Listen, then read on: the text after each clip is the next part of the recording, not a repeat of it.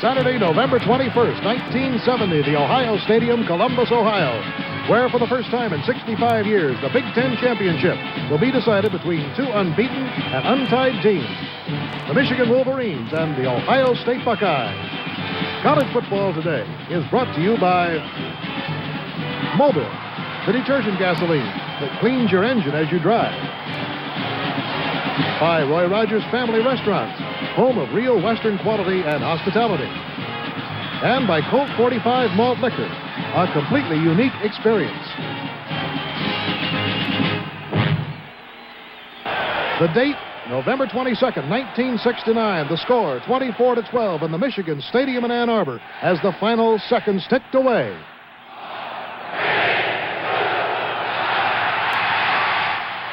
And there it is, what has to be the upset of the century.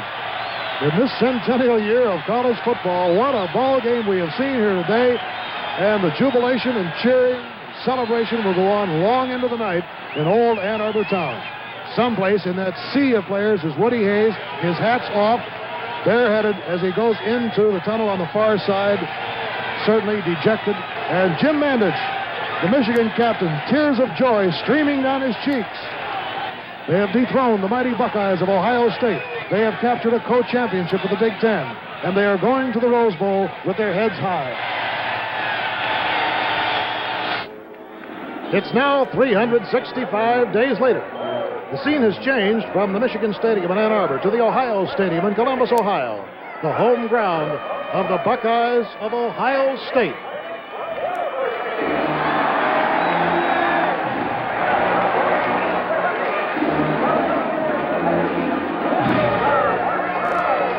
Hello, everybody. I'm Bill Fleming, welcoming you to this football capital of the world, Columbus, Ohio. For nearly three-quarters of a century, these football teams from Michigan and Ohio have been engaging in a kind of border rivalry of these neighboring states, in a rivalry that really is second to none when you measure the emotional intensity and the championship implications. Many greats have played in this game, and many have played right here on this field. And I'd like to introduce to you a man right now who'll be working as our color commentator today, who closed out his college career as the captain of Michigan 30 years ago, Forrest Evashevsky. And Evie, I don't think there's anything really quite like playing here, is there? Well, this is something else. When you walk into the horseshoe of the Ohio State Stadium, whether you're hardened or whether you're blasé, you get the feeling that you're on hallowed ground, and you feel that you're going to become a part of this rich history between Ohio State and the University of Michigan. And, of course, the realization hits you that in future years, you might be one of the heroes that they're going to talk about. Right, and right now, the floating Block M by the University of Michigan band, led by William B. Ravelli, who indeed will close out his career today. He is retiring after this game as the director of bands for the University of Michigan after 36 years. And incidentally, Professor Ravelli's mother, 97 years old, is watching this game today in Coal City, Illinois, and undoubtedly is getting a great thrill from it. Well, in addition to this game today, ABC Sports is very pleased to be bringing you 8 hours of live sports coverage. We'll go to Phoenix, Arizona for the Phoenix 150 Indianapolis type car race. That'll be live and be blacked out in the Phoenix and Tucson areas only. And then at 8 o'clock Eastern Time, 7 Central, from the Los Angeles Coliseum, that great inter-city rivalry between USC and UCLA.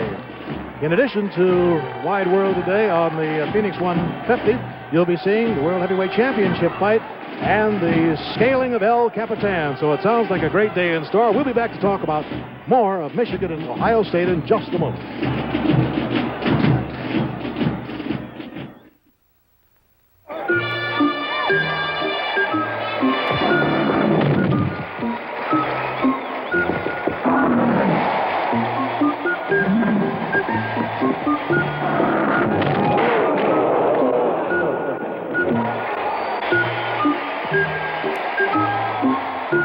Colt 45 Malt Liquor. A completely unique experience.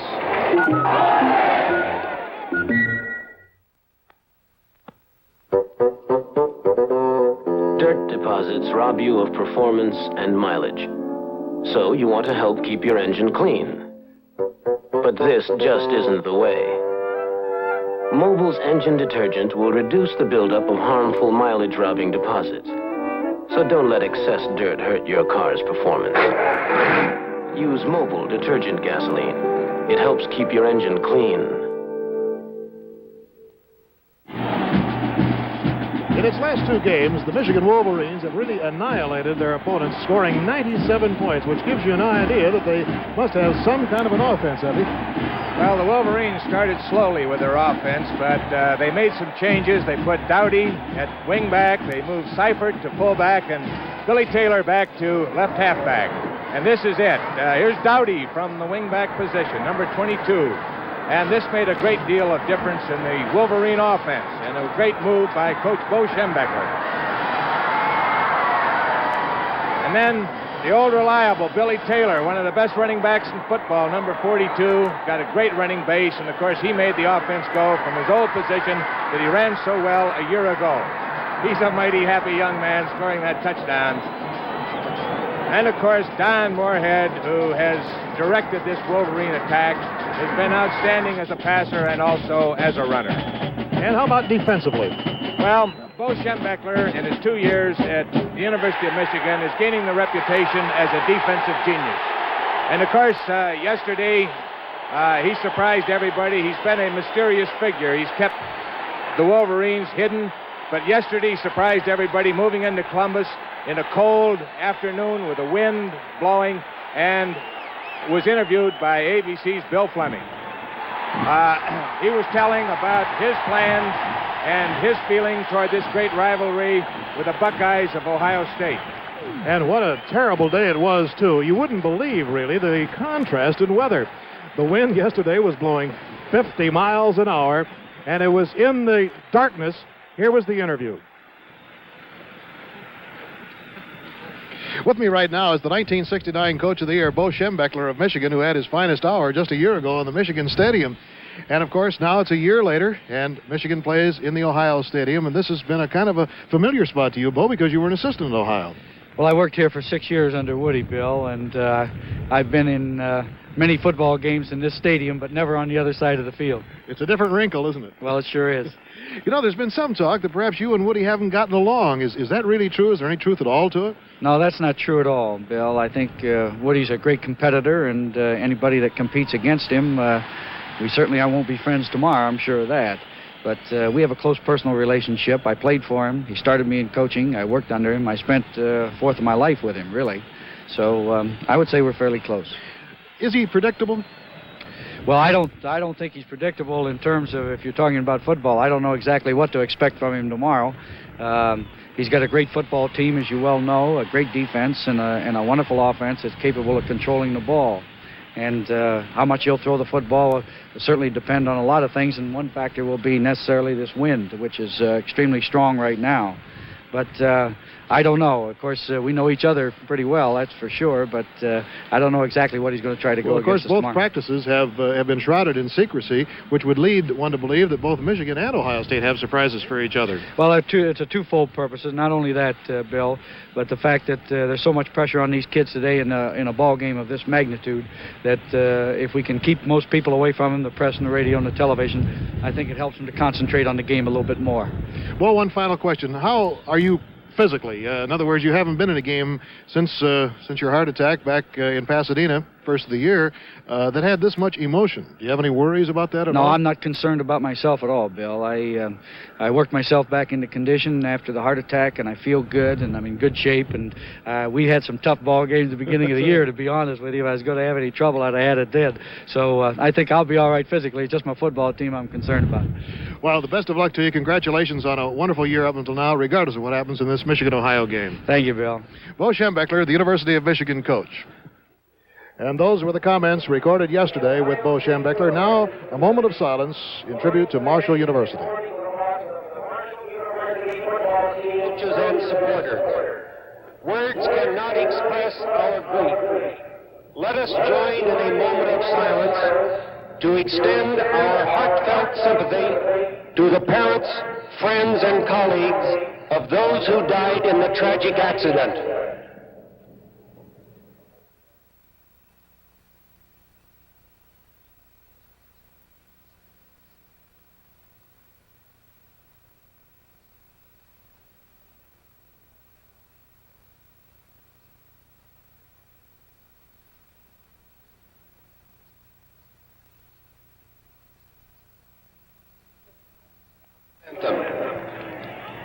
And now the Ohio State Band, led by William D. Ravelli of Michigan, and our national anthem.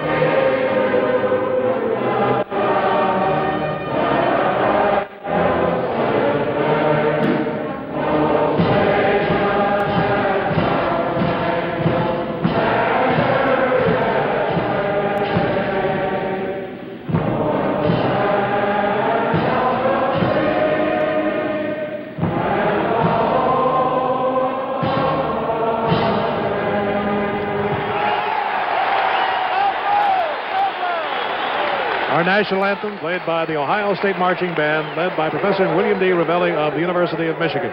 We'll be back to talk about the Ohio State team and hear from Woody Hayes in just a moment.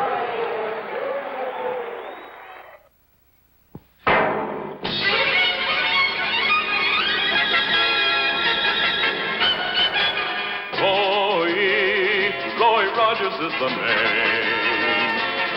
Well, howdy, friends. You know, when it's big eating time, that's the time to head for one of my Roy Rogers restaurants with the whole family. You won't find better eating any place. Now, you take the Roy Rogers roast beef sandwich. Why, that's a meal all by itself. It's roast beef stacked high on a big sesame seed bun, and it is good. Now, if you like chicken, well, we've got some of the most delicious chicken you've ever tasted, fried Western style. Of course, everybody likes hamburgers, and we've got the biggest, juiciest hamburgers you've ever seen. A quarter pound of pure beef on a bun. Man, they're good. So look for the sign of real Western quality and hospitality.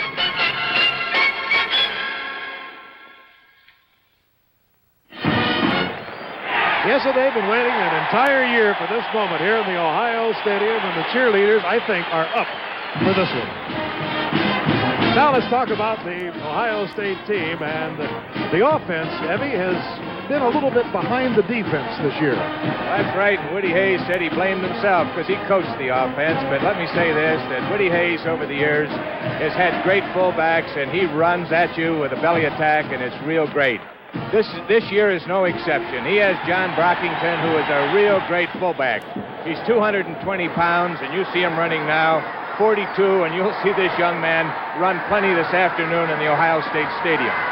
This is one of many. I recall Bob White, Ferguson, Jim Otis, and he's the counterpart of Jim Otis, the great fullback last year. Here he runs the counter, and he can run either wide or inside with equal effectiveness. And, of course, we have, from last year, Leo Hayden, 215-pound halfback, and he gives plenty of supporting strength to Brockington, and he will run either inside or out, and he is a great one. And, of course, who can mention the offense without mentioning Rex Kern, the great quarterback, number 10 here. When they press him from the outside, he will scramble. He will run inside, outside. He can pass. He can run the option. He's an all-around ball player and a good one. And as far as the defense is concerned, Ohio State has really been something, allowing, incidentally, Purdue last week only 3 first downs. In that game, one of the key plays was a 4th and 1.5 situation, which Purdue had to have. And at that point, you'll watch cornerback Jack Tatum come up and stop the ball carrier literally in midair. Watch it in slow motion. One can easily see why the coaches have said Jack Tatum is the greatest cornerback in football. The Purdue back has it, needs 1.5 yards.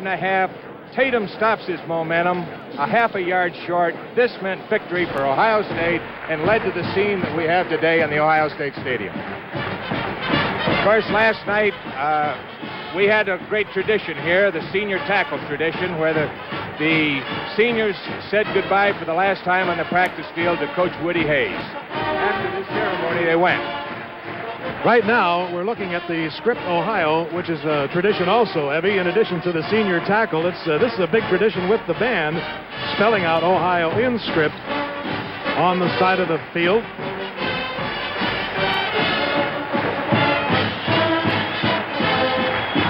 Now, the dotting of the I is done by Judge Staley, a senior in the band, and this is an honor that Judd has worked for, believe it or not, for 4 years. It goes to only one man, and this is the applause that he gets. Well, it was almost dark last night in the Ohio Stadium, and Woody Hayes came over to our cameras. The wind was blowing. He was tired, but I think he was ready. At least these were his comments last night. Woody, just a short time ago, our viewers watched a very dejected Woody Hayes going out of the tunnel in the Michigan Stadium in that game a year ago, and I have to think that must have been one of the most sad moments in your life. Oh, I'll tell you. Yes, it was, but and a bitter one. But at the same time, a coach realizes that he wins a lot of them, and sooner or later they get to him, and I don't think he has a right to be too sad. I think he's just getting what he deserves. And so that's why we'd like to turn the trick tomorrow, and I think we can. But I tell you, I don't think any coach deserves to be, people say, well, isn't that sad and all that? Doggone him, he's in a tough profession, and as long as his kids try hard and play well and play cleanly, as they should, well, he doesn't have too many complaints. But that's just the way it goes, and now tomorrow we're out to get back in the running. It doesn't really seem like a year has gone by, and yet I know that all of your thoughts and efforts have certainly been projected toward November the 21st, and now here it is. Yes, we've thought of this one more than we have the rest of the season put together, and we've worked on it considerably. You know, Woody, there have been a lot of stories during this past year that there had been some feeling between you and Bo Schembechler, the Michigan coach. How personally do you feel? I want to beat him. Why, I want to beat him the same way he feels toward me, and that's all there is to it. He's a fine coach. I know. I started him in his coaching. I've had him here at Ohio State twice. He's an excellent coach. He's a great competitor. He's a great technician. He has the ability to get his players up, but I want to beat him. He's no friend of mine. Woody, have you ever felt the spirit like you feel it here at Ohio State? Oh, this is the greatest it's ever been in all the 20 years I've been here. This is the greatest. Do you think it augurs well? Is it good to have it this high? Well, it's sort of early. It's a little bit early, and you can't keep your fist clenched forever. But it is a good feeling, I'll say that. But we win tomorrow afternoon starting at 1:30. Woody, congratulations to you on a marvelous season, and particularly on these sensational young sophomores who sadly must leave Ohio State's campus after really a brilliant record. They've been great for us. They were great youngsters, and they played great football. Best of luck to you. Thank you a lot. Those were the comments of Woody Hayes made last night. We'll be back from the Ohio Stadium, filled to capacity today, in just a moment.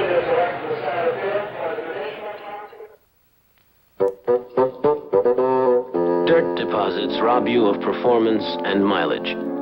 So you want to help keep your engine clean. But this just isn't the way. Mobil's engine detergent will reduce the buildup of harmful mileage-robbing deposits. So don't let excess dirt hurt your car's performance. Use Mobil detergent gasoline. It helps keep your engine clean.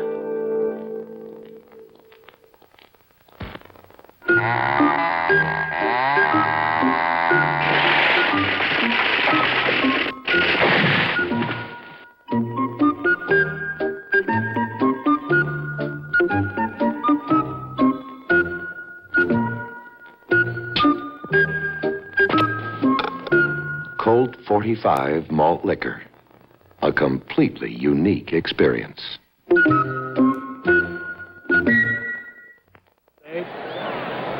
87,000 fans for this one in the Ohio Stadium in Columbus, Ohio. This has been College Football Today, and now this is Bill Fleming, along with Forrest Abishevsky, inviting you to stay tuned for NCAA College Football. Today's game featuring the Michigan Wolverines against the Ohio State Buckeyes in the battle for the Big Ten Championship. See Lee J. Cobb on The Young Lawyers, Monday nights on ABC.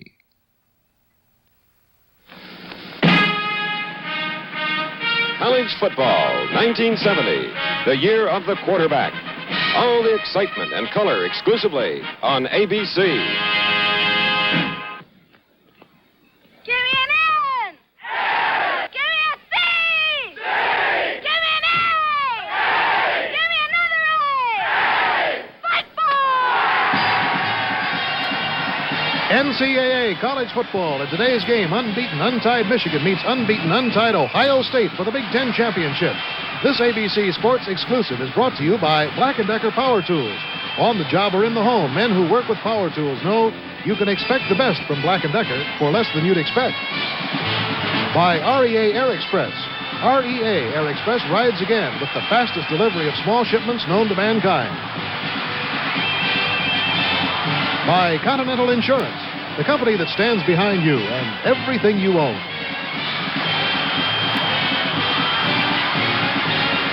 And by Trans World Airlines. Somehow, you feel more important on TWA.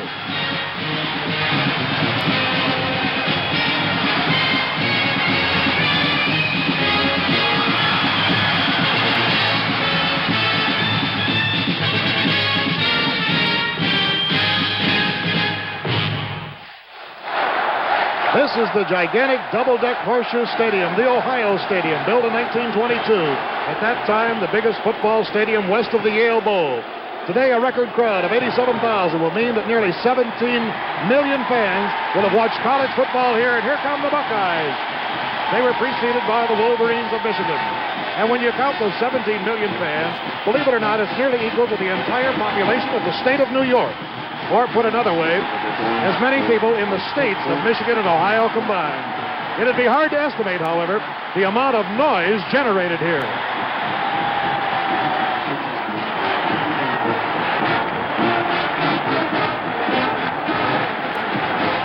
The weather is absolutely perfect here, a carbon copy of what it was a year ago in Ann Arbor. Bright, sunny skies and 45 degrees. I'm Bill Fleming, along with Forrest Evashevsky. Evie, we've talked about the emotional side. We've talked about the traditional side. Let's talk about the football side from the viewpoint of a former coach. As a coach, I would view this with a past record. You got to look at Ohio State, led by Rex Kearns, who's guided them to 26 victories out of the last 27 games. So therefore, you've got to look at the record and say, put the ball in the air. You've got to do something that is not conventional. You've got to deviate for the game plan. Against Michigan, with its slanting defense, you're going to have to run straight at them and then set up the running game with action passes of the great faker in Rex Kearns. So I think, in spite of the fact that Darrell Royal says when you pass, 3 things can happen, 2 of them are bad, you're going to find both Woody and Bo Schembechler putting the ball in the air a little bit more than they normally do. All right, and I think it's safe to say that we indeed can expect some surprises here today. As we mentioned before, the practices this week haven't been in ultimate secrecy, and so we are expecting a few new things from both sides here this afternoon.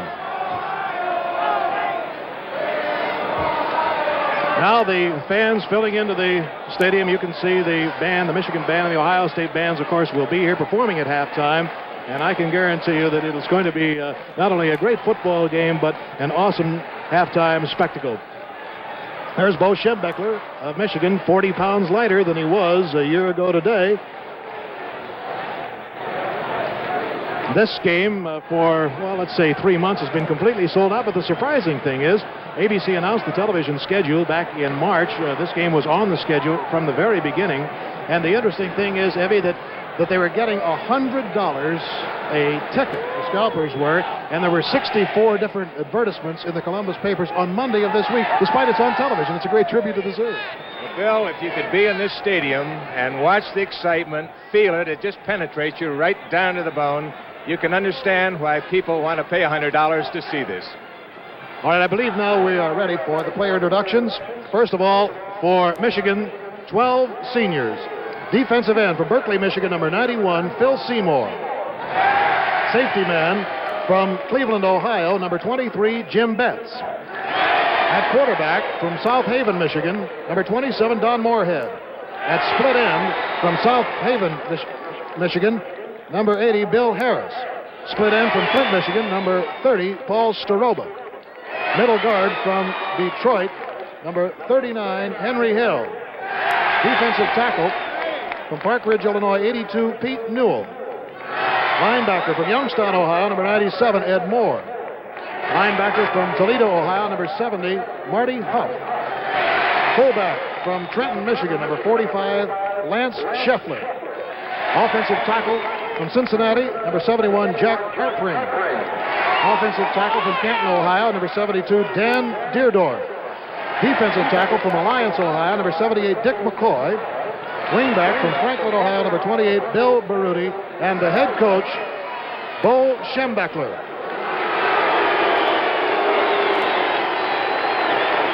And now the starting seniors from Ohio State.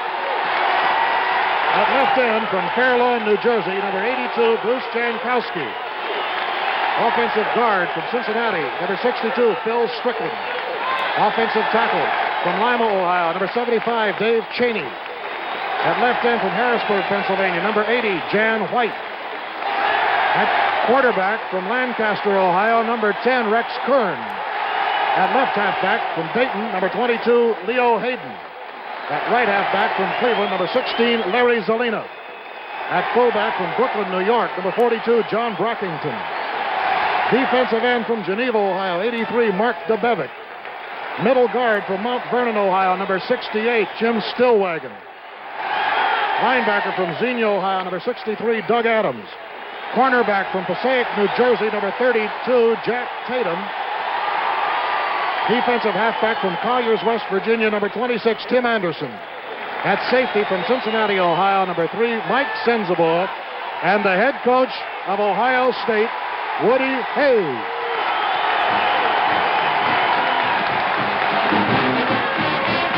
Pre-game activities have been concluded. We'll be back for the opening kickoff here in the Ohio Stadium in Columbus, Ohio.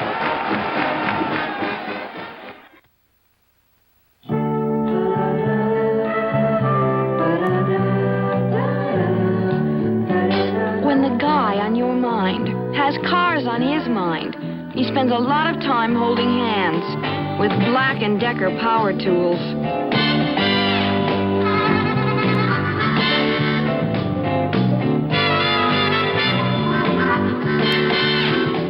Maybe I'll come back as a car. Well, it's a good picture of a pout, all personality. Maybe he wants more money. Laughing time, Buster. Quack, quack. Do you know any jokes he hasn't heard? Come on, sweetie. Smile for Mommy. Look, he's going to laugh. I'll get the picture. You call the newspaper. Oh, you. Color pictures in a minute. $29.95. The Polaroid Color Pack 2 land camera. Why wait? Get a spoon. Maybe we can pry his mouth open. Michigan won the toss and elected to receive. Will defend the goal line to our left. Bo Rather is the deep man that you look at there. And number 88, Stan White, will kick off. Ohio State will have the wind to its back here in the first quarter. And here we go. It's been a long year for the Buckeyes. The revenge crusade begins in a matter of seconds. It's a wobbly kick. Coming down to Lance Scheffler of Michigan at the 20. He's missed, fumbles the ball, and it's covered at the 26-yard line by Ohio State. Yet Scheffler fumbled the ball, and it's covered by the Buckeyes. And Ohio State did not have to wait very long for the opening break in this ball game.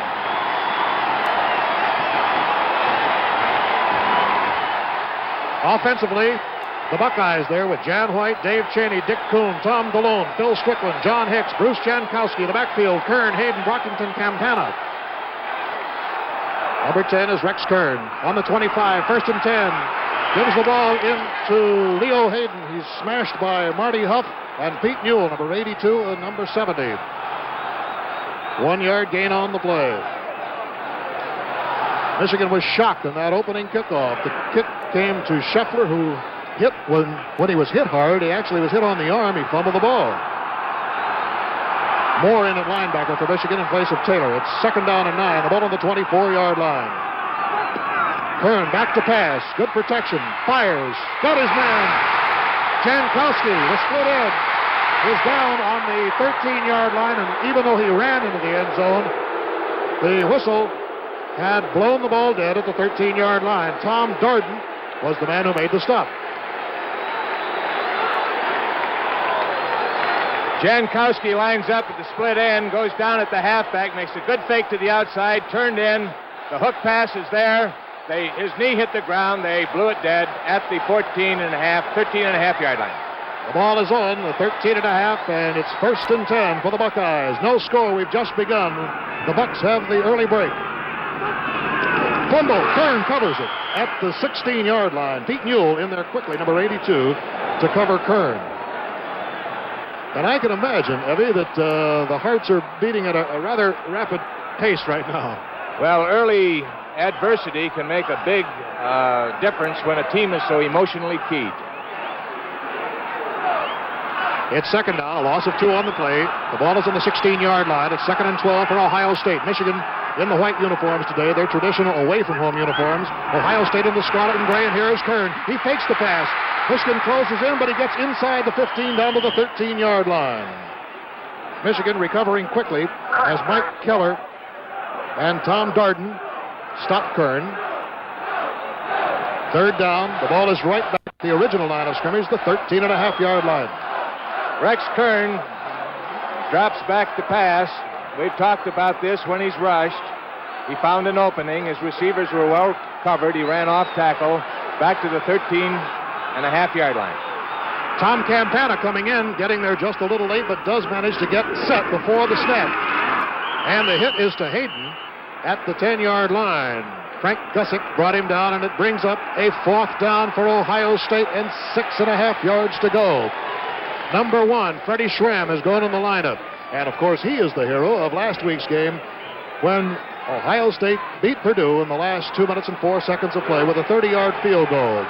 Campana will hold, and the ball will be placed down at about the 18-yard line, making a 28-yard attempt. The wind to his back, and he lets it go. It is up, and it is good, and Ohio State has scored the first blood in the ball game.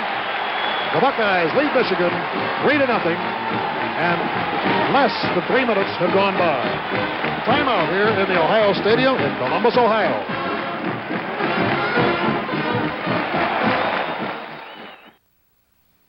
There's so much you can do at a Holiday Inn. You can watch television, catch up on business with the telephone, and work in the comfort of individual temperature control. You can eat in our excellent restaurant, arrange for a conference room, go for a relaxing swim, and charge it all on your Gulf Travel or other credit cards. There's so much you can do at a Holiday Inn, or you can do nothing at all. Because our sign stands for comfort, or it doesn't stand at all. REA Express rides again. Hi-yo, REA, away! REA Express rides again. Hi-yo, REA, away! REA Express rides again. REA Air Express, the fastest delivery of small shipments known to mankind. Hi-yo, REA, away! Now Stan White is getting ready to kick off for the Buckeyes, who are in the lead now for the first time since they were in the second quarter a year ago in Ann Arbor. 3-0, the Buckeyes lead. 12:18 to go, first quarter.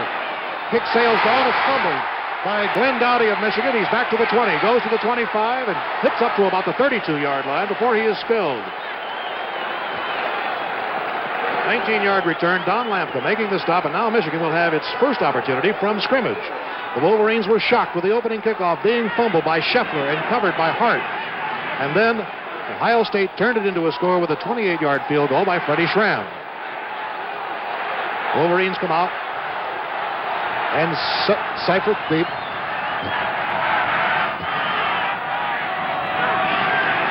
Moorhead hands the ball off.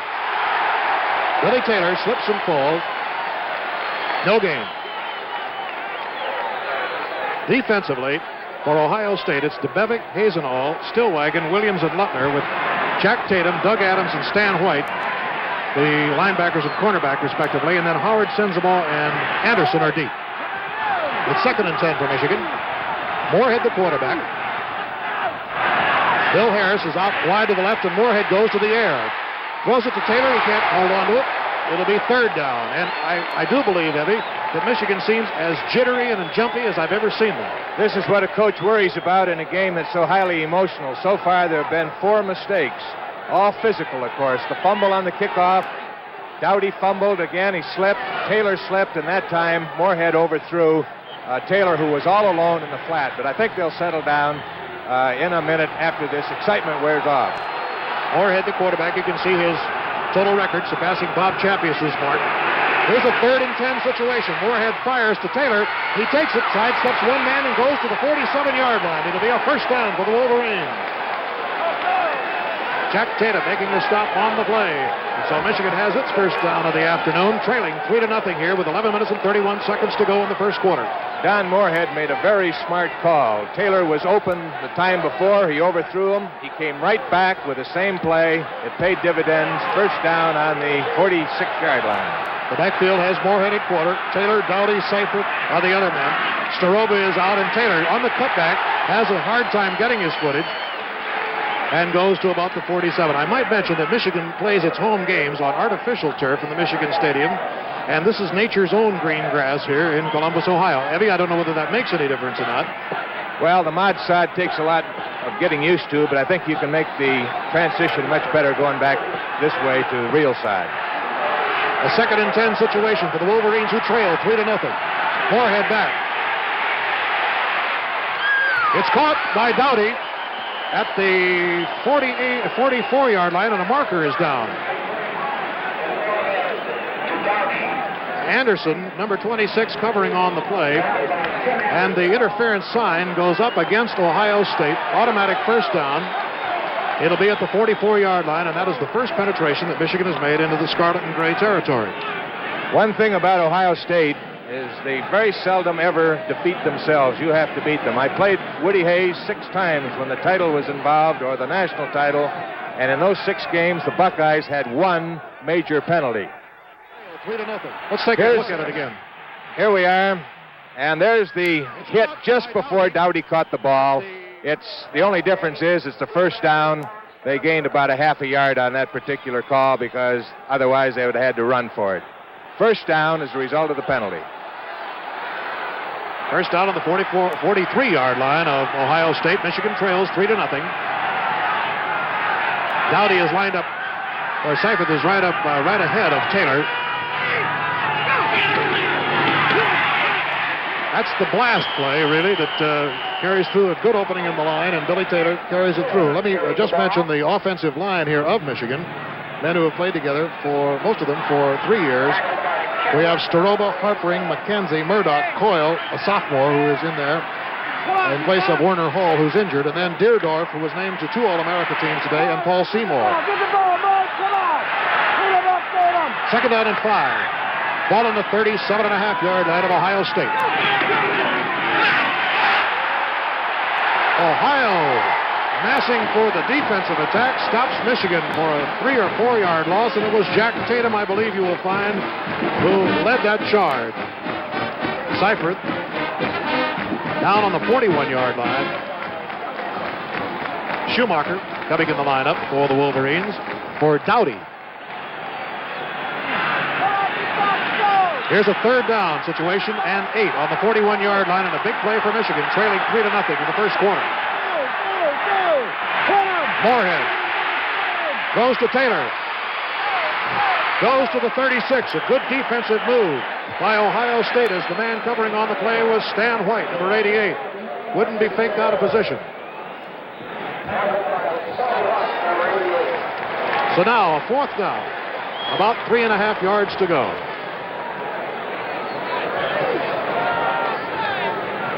Coach Schembechler is alternating Paul Staroba, number 30, and Bill Harris, number 80, at the split end, and I believe he's sending in plays via these 2 carriers. Michigan going to the punt. Staroba, the leading punter in the Big Ten, with a 41.5-yard average, kicks one, a high spiral, and it's going to float over the head of Sensabaugh, and Michigan might get there in time. They do. They're going to kill the ball on the 1-yard line. Ohio State now will be deep in its end zone, in its own huddle, and it will be only 1 yard into the field of play on the line of scrimmage. ABC and the NCAA combined to bring you all the thrills of college football, and with time out the score, Ohio State 3, Michigan nothing. Open up, open up, open up your mind, open wide your eyes, open up and find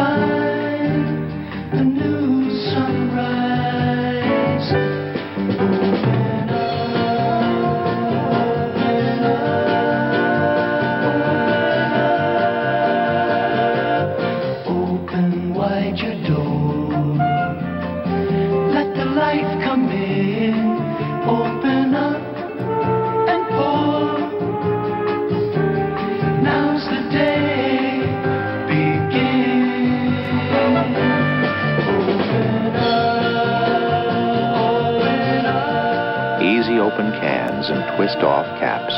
We help you open up. Zip code 25-709. Well, you can see how closely these teams are rated statistically coming into this final game of the season. It's 1st and 10 in a key situation for Ohio State on its own 1-yard line.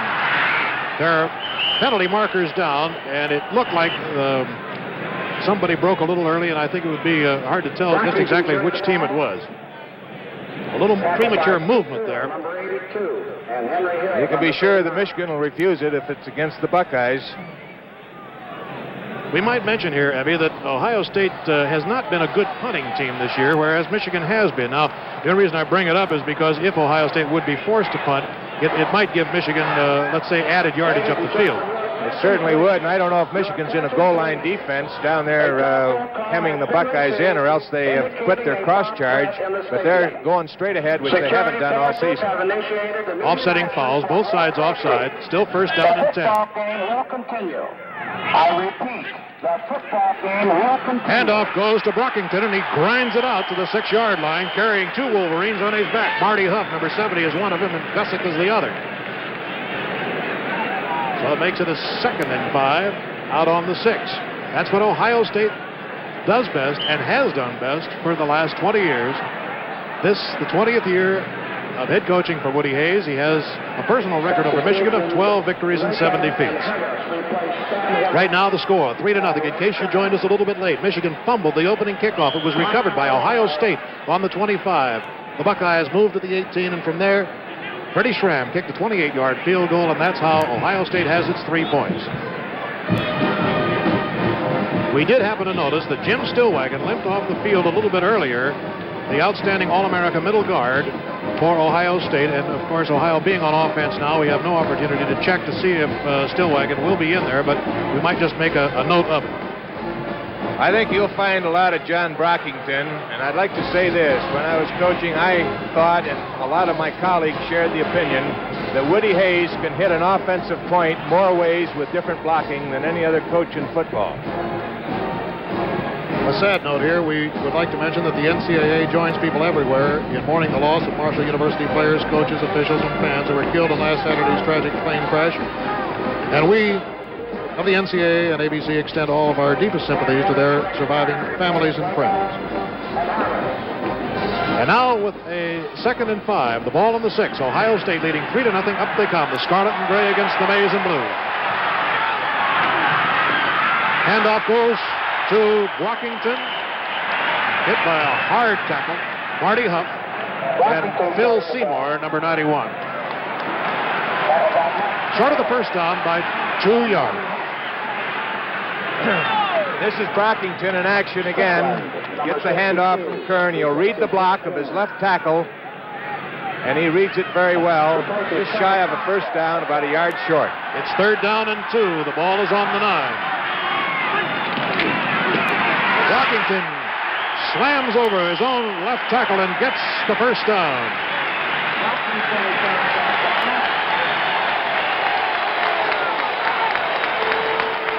First down for the Buckeyes on the 12, and they've moved it out from the 1. John Brockington just a few yards, as a matter of fact, before today's game, only 65 yards from setting a new rushing mark set by Jim Otis. He does have 15 touchdowns, as you can see, and he has been a workhorse this year. Called on in many key situations. You've just seen one of them. 1st and 10 for Ohio State. Jankowski is split to the left. Beautiful hole opens up for Hayden, and he's cut down at the 20-yard line, or he might have gone. Marty Huff slipped in there, number 70, to get him to the ground, and it looked like a tremendous hole on the left side of the line. Everyone has been wondering what Woody was doing. He practiced behind closed gates all week, but I think he's just practiced the thing that he likes best. That is his big backs through the middle of that line. A very good point, Evie. There's been nothing secret so far. It's just been hit 'em football. 2nd and 1. Brockington changes direction. Gets his first down at the 24-yard line. Mike Taylor and Tom Beckman made the stop, and number 39 is Henry Hill, who gets up slowly, the middle guard. Brockington is a great back, but also Hayden is one, and he's 215 pounds, and he will move just as well inside or outside. You're going to see a lot of these two runners. I think they're going to get sick of watching Brockington and Hayden. First and 10, the ball on the 25-yard line. The ball is slipped to Hayden. He gets to the 30 and is pulled down on the 31-yard line. I think you have noticed what a beautiful job Ohio State does of masking the intent, hiding the ball. And Kern has been one of the great sleight-of-hand artists to play the quarterback position in intercollegiate football. This is his final game today, and Woody did predict that his magic with the football would be one of the telling stories of the game. Jankowski out wide to the right as the split end. Rockington again. It seems quite apparent that the game plan of Ohio State is starting to unravel. Apparently, they're anticipating a cross charge. They're trying to cut one man off and send Brockington or Hayden right at the defensive man. And I think you're going to see power football by Ohio State this afternoon. Tom Campana in at the right halfback spot, number 24.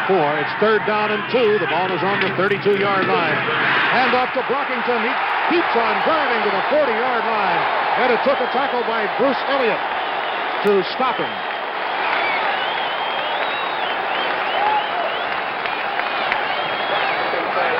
He went by Huff so fast, I don't think Huff Here's even saw Huff, him. the linebacker, number 70, and he got a block, but he missed Brockington, going through with good speed and power. First down for the Buckeyes on the 40-yard line. They've moved it out from their own one. They lead 3-0. Handoff goes to Hayden. Mike Taylor making the stop, number 33 of Michigan. Watch Kern here. It doesn't pay to be a quarterback and fake too well. Rex Kern does a good job, starts out, and he catches it by the defensive right end. I guess that was Pete Newell who got him. Second down and 8. The ball on the 41-yard line. Ohio State is leading 3-0. They've had ball control and good possession in this drive. Beautiful catch by Campana, and he stepped out of bounds inside the 50 at the 48-yard line in Michigan territory. Tom Campana, who is a junior from Kent, Ohio, made the catch, and it is another first down as the Buckeyes are on the move. This pass was set up by the great running of Brockington. He faked in to the left side of the line. Kern made a nice fake and hit Campana in the flat. You're going to find a lot of passes that will be off the belly action today by Ohio State. And time here is called by the Buckeyes. So with time out here in the Ohio Stadium in Columbus, Ohio, the score, Ohio State 3, Michigan nothing. This is the new Chevelle. You can count the reasons why it's America's most popular midsize car. 1, body by Fisher. 2, hideaway windshield wipers.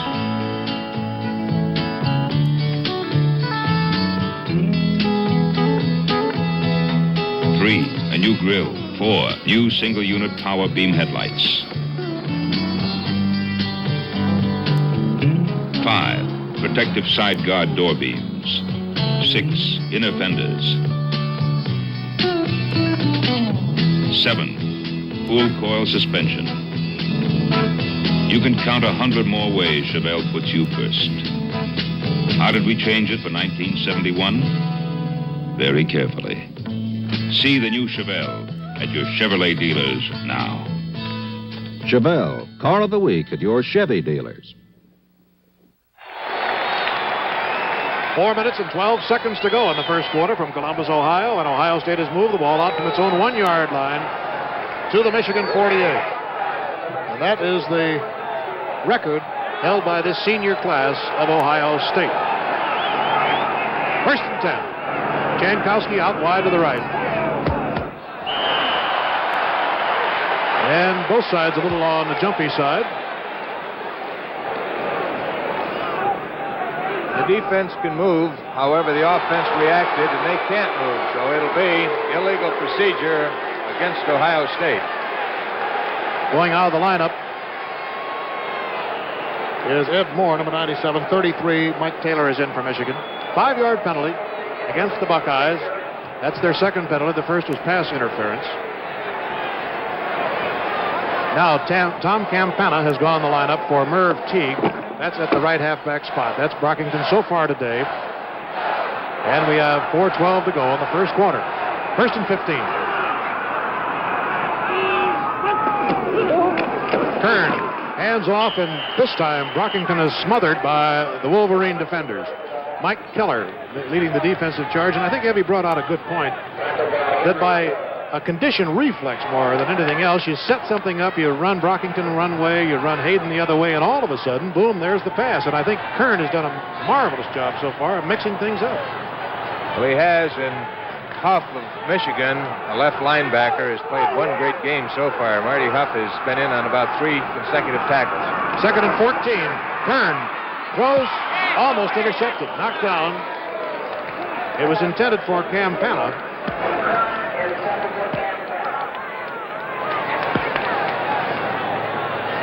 Betts made a real fine defensive play there. Jim Betts, the safety man of Michigan, almost got his hand on it. Third down and 14. The ball is on the 48-yard line. Ohio State leads 3-0 on a 28-yard field goal by Fred Schramm. And now, with a third and 14, it's a key situation for the Buckeyes.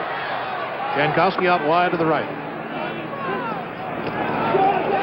Ball is given to Hayden, gets across midfield, and he's upended by Gussick in Michigan territory, but it's not enough for the first down, and only gets to about the 47-yard line.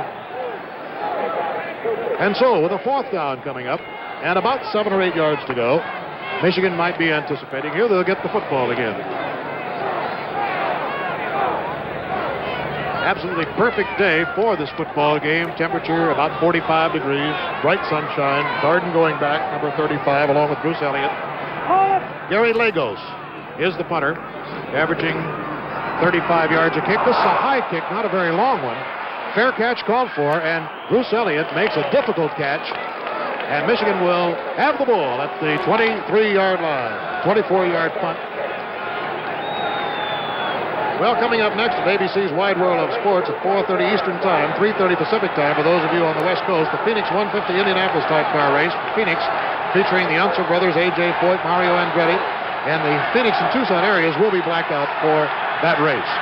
Now, first and 10 for Michigan, trailing the Ohio State Buckeyes, and the Wolverines go to work with a 3-0 count against them. 2 minutes and 58 seconds to go in the first quarter.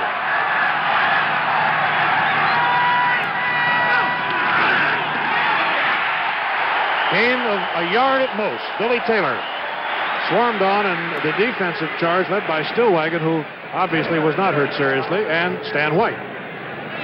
3 Ohio State players were named to the NEA All-America team today. Jan White, Stillwagon, and Tatum. And 1 Michigan player, Dan Deerdorf, who was number 72, the offensive right tackle. Second and 9. Moorhead keeps.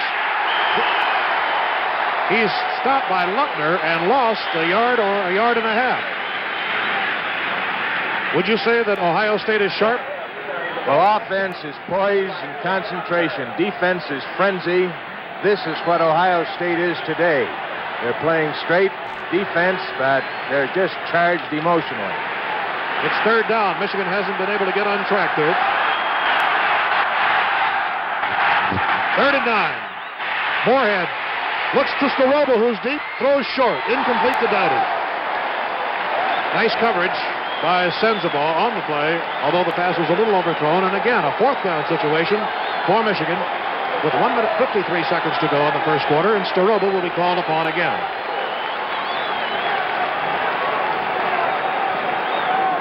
Don Lampkin, number 19, going into the lineup for Stillwagon. And Tatum comes out. Staroba will be punting this from about the 15-yard line. The line of scrimmage is the 24. Gets the kick away and sends it deep. Anderson is back, takes it on the 28 of the Buckeyes, and look at those white uniforms down. What coverage. And that's surprising because it was not a high kick, it was a drilled kick. 46 yards in the air, a 6-yard return. Ohio State takes the ball, leading 3-0. And the ball will be on the 37-yard line of the Buckeyes. Something you don't often see. Guy Murdoch, the offensive center, after snapping, he was the first one down and was in on the tackle. This shows great speed by a center. That music in the background is the Buckeye battle cry. First and 10, 1:43 to go, first quarter. Ohio State leads 3-0. Handoff goes to the deep man, and it's Hayden. Gets hit at about the 38 by Henry Hill, defensive co-captain. Hill, number 39, has been a rather unusual player for Michigan. He has an academic scholarship in pre-law, and yet he has started every game for the last 2 years as that middle guy. The young man, number 21, who plays left defensive half and was back on the punts, is the son of Pete Elliott, former All-American in 1948 for Michigan. Second and 9 for Ohio State. The ball on the 38-yard line in Ohio State territory, and Kern down the middle. It's intercepted by Betts of Michigan. He goes to the 30. Goes to the 20, to the 19, to the 18-yard line, and the Wolverines now have gotten their first break of the ball game as Dave Cheney brought him down. A 27-yard return by Jim Betts, a senior from Cleveland, Ohio, a former quarterback who gives the Wolverine their first advantageous field position this afternoon. This was the difference in the 1969 game. Michigan stole 6 passes against Ohio State, and this was the difference. We can see this. Kearns throws, and Betts comes in from the safety position. He almost broke the other one up a few minutes ago, and here it is. First and 10, and Taylor gets down to the 15-yard line, just bulling his way through the Ohio State scarlet and gray defenders as Stan White, number 88, made the stop on him, and the ball will be placed right on the 15-yard line. Checking into the lineup is Jerry Schumacher, coming in as the tight end. And number 22, Gowdy, goes out. Those are just little medallions, football medallions, given for excellence by Coach Bo Schembechler. Moorhead. What a charge by DeBevick, number 83, who came in and forced Moorhead to make that jab step inside where he really didn't want to go. And, of course, he was dropped after only about 1.5 yards. So the Wolverines, with 15 seconds to go in the first quarter, may decide not to put this play into effect because of the win factor here. There's Betts resting for a moment, and with only 3 seconds to go, 1 second to go, Moorhead calls time. The only thing I can figure out, Evie, is that he wasn't really conscious of the fact that there was only a second to go until the quarter and used one of his 4 timeouts. Moorhead will trot over to the Michigan bench, and we'll get a look at Bo Schembechler, who is over on the far side. He might have done that. Say a word to him. He might have done it, Bill, if he was going the other way, because by calling timeout, he would have had the wind. But this way, the wind is at his face, and I agree. I don't think he realized that we were as close to the quarter as we are.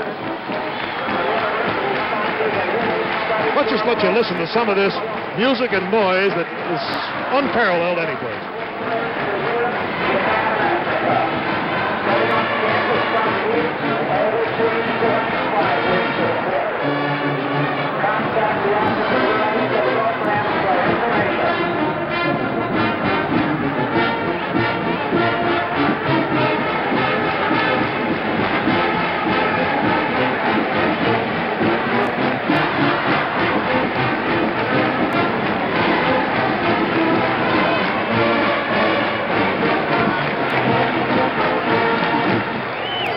Does that give you a little of the feeling of what it's like to do a game and see a game in the Ohio Stadium?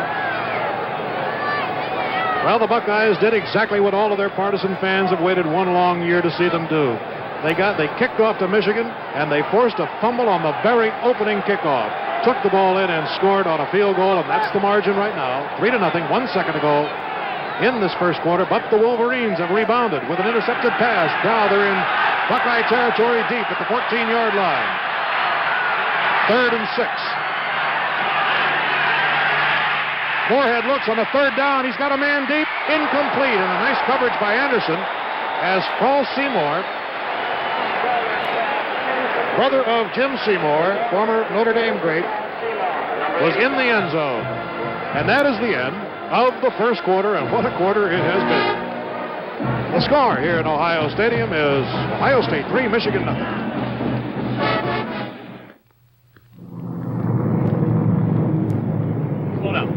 Continental Insurance Claim Report number 31451. Adjuster on scene, T. Duke. Assignment, to salvage 1,700 cases of frozen pies from overturned refrigeration truck. Action taken, immediate utilization of only available local labor. Background, at approximately 1:30 a.m. on September 23rd, the insured, Chef Pierre, Inc., reported accident to Continental's emergency dial-a-claim service. Local adjuster assigned to case began all-night search for substitute refrigeration truck. Time required, 5 hours. Adjuster then arranged for volunteer work crew from nearby institution. Time required, 2 hours. Back in the van. Final disposition, approximately 80% of cargo salvaged. Remainder either damaged in original accident or given as payment to work crew. Terrific. I got a parachute. I got this cherry here. I'll break out with you.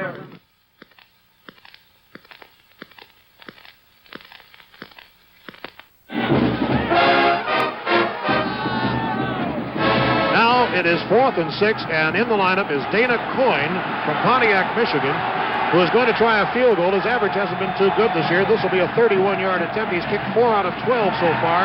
This one is up, however, and it's on its way. It's good, and we have a tie ball game. As the Wolverines, on the first play of the second quarter, with only 3 seconds gone by, have tied it up. We pause now 5 seconds to allow local stations to identify themselves.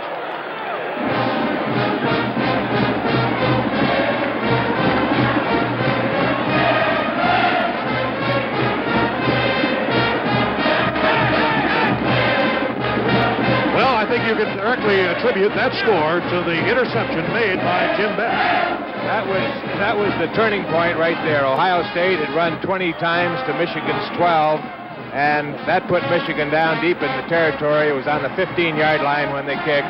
It's a tie ball game. Ohio State kicked off, recovered a fumble, couldn't advance. They kicked the field goal. Here we are. Okay, that's how things went in this first quarter, as Dana Coyne, who kicked the field goal to tie the game up, will kick off. Richard Galbos and Tom Campana are deep, and Brockington is on the far side.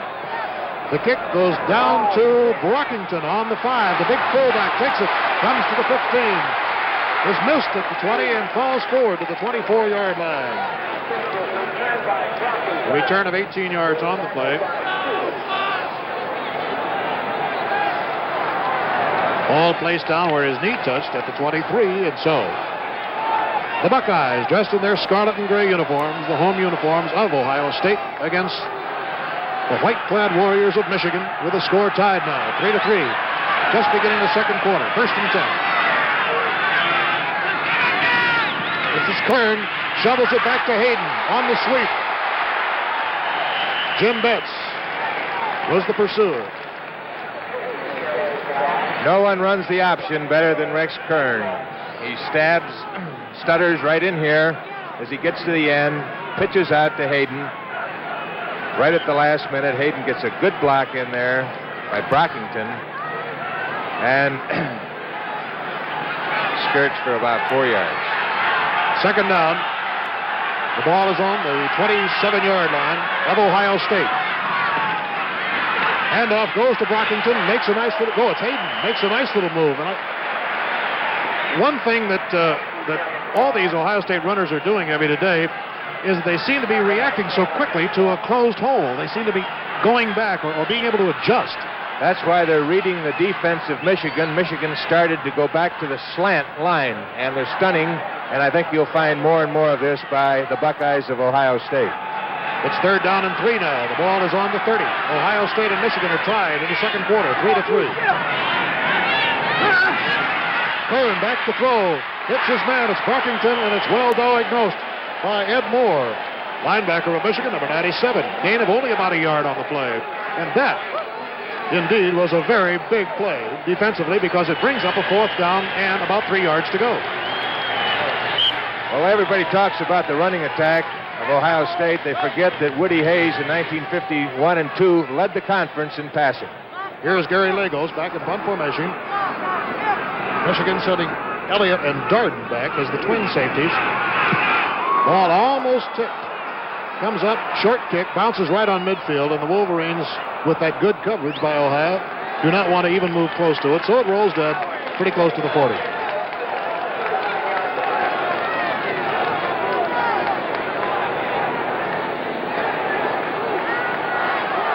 12 minutes, 55 seconds to go in the second quarter, and it's all tied, 3-3. This is NCAA college football. Timeout. The score, Ohio State 3, Michigan 3.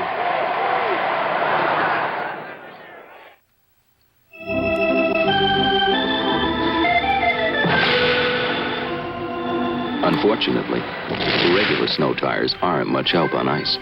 So we at Uniroyal have designed a snow tire made especially to take spikes. We call it the Winter Patrol. It's made for driving on ice. The Uniroyal Winter Patrol, used on highway patrol cars. But you don't need a badge to buy them.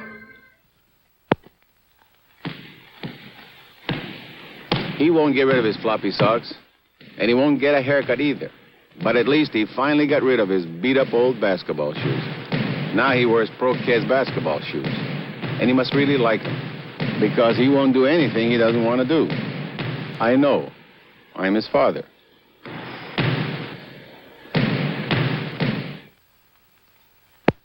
Winter Patrol tires and Pro Kids basketball shoes are two more products of Uniroyal. Michigan first and 10. The ball is on the 39-yard line of the Wolverines. Moorhead hands to Billy Taylor. Gets only a yard or two before Jack Tatum, ever-present number 32 from Passaic, New Jersey, brings him down. Never before in history have these two teams, and they've been meeting since 1897, ever come into this final game against each other, both of them undefeated and untied.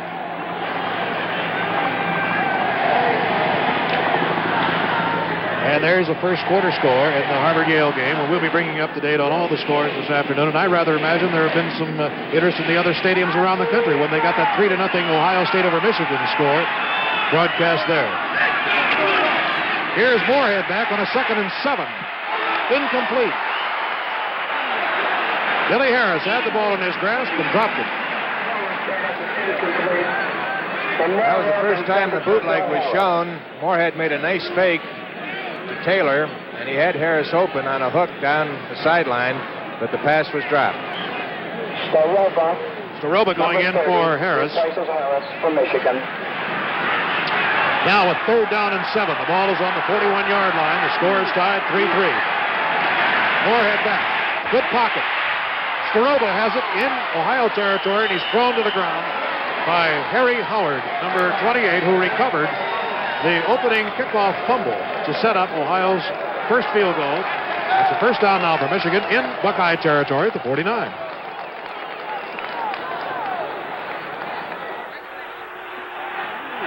Staroba's a split end on that. He runs down, fakes to the sideline, hook pass almost caught by Anderson, but good for the first down. Moorhead gives to Taylor. The hole was open outside of him, but he ran a little bit too much inside, just couldn't quite change direction quick enough, and is cut down after only about a yard. Bill Fleming, today we have 5 All-Americans on the field. Stillwagon, White, and Tatum from Ohio State, and Hill and Deerdorf for the University of Michigan. And I believe only the first 2 All-American teams have come out. NEA right. And the Football News was announced today. 11 minutes, 25 seconds to go. The ball is on the 48-yard line of Ohio State territory. The Wolverines in possession.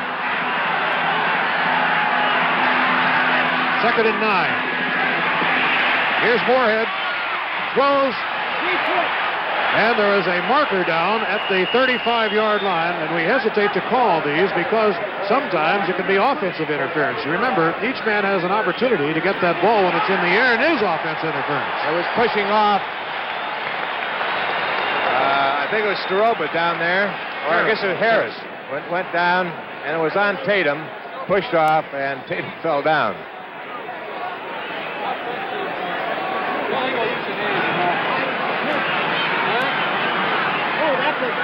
So the penalty is against the Wolverines of Michigan, moving them back into their own territory. And it'll be placed down on about the 37-yard line. Staroba coming in for Harris.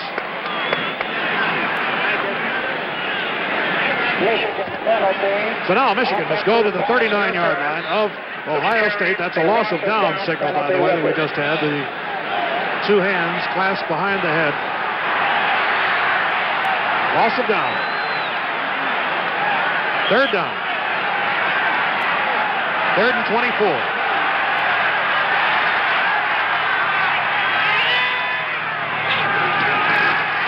Overhead to throw, and he looks deep. Being chased. Down the middle. It is caught by Staroba at the 43, but he is hounded immediately, and it is not nearly enough for the first down, of course, as Doug Adams, Stan White make the stop, and it'll bring up a fourth down. Tackled by Doug Adams. This time they went from a slat, and they overbalanced. Moorhead went back. His receivers were pretty well covered. He scrambled, and it was a broken pattern, and very luckily that was not intercepted. So at fourth down, Staroba back to punt. Anderson is deep. High spiral kick coming down to Anderson. Will take it at the 14-yard line. And he moves to the 24 before Reggie McKenzie, number 65 of Michigan, drops him. And Ohio State goes to work. 3-3 is the score. 10:22 to go in the first half. In today's battle of unbeaten, untied teams, Ohio State can be certain of one thing. Its 13th straight national attendance championship. The Buckeyes have been averaging 86,000 spectators per home game. And second in the country with a final average of more than 79,000 is Michigan. First and 10. Good faking by Rex Kern, the quarterback, giving it off to Brockington, and he gets up to the 29-yard line before Mike Taylor brought him down. 5 yards on the play. Brian Donovan goes into the lineup for Ohio State, a senior from Columbus here, number 53, was a starter last year, has been having injury problems, is replacing now Dick Kuhn. He was a second stringer for the last couple of weeks, but has been alternating today. 2nd and 5. Brockington, the blockbuster, up to the 36, and Phil Seymour dropped him. This again, they're running straight at the lineman, and Ohio State has dominated the offensive attack, and Michigan has dominated the kicking game, which has offset the yardage gained by the Buckeyes of Ohio State. I believe that Michigan has gained about 45 yards on their kicking game. Ohio State picking up its 6th first down. Michigan has 3. 1st and 10. Handoff goes to Hayden, and he bounces off tacklers to the 41-yard line as Henry Hill, number 39, and Jim Betts, 23, along with Darden, 35, brought him down. Watch the handoff by Rex Kern, the quarterback. He hands off to Hayden, makes a great fake, continues around end, which holds the linebacker. 2nd and 5. The ball is on the 41-yard line. Another good fake. Brockington has to go outside on a nice defensive maneuver by Darden, and Huff throws him to the ground. So it makes it a 3rd down. Michigan has been strong defensively on the 3rd down situation. So here's another one with a 3rd down and rather short yardage, 3rd and 2. And I guess, Evie, it's safe to kind of say that it'll be Brockington or Hayden. Well, I'm going to hazard a guess and say after the interception by Betts that Woody Hayes has said, stay on the ground until we definitely have to throw. 3rd down and 2. The ball on the 42.5-yard line. And it was stopped short, I believe. It was Brockington, and Pete Newell, defensive right tackle, a senior from Park Ridge, Illinois, ganged up in there along with number 33, Mike Taylor, and there's Bo Schembechler looking from the sidelines. It'll be 4th down.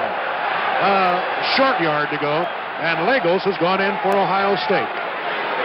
And Ohio State now trying to go to the Rose Bowl with a victory here today, and actually is interested in what Northwestern is doing, as is everybody. Northwestern leading Michigan State 10-0.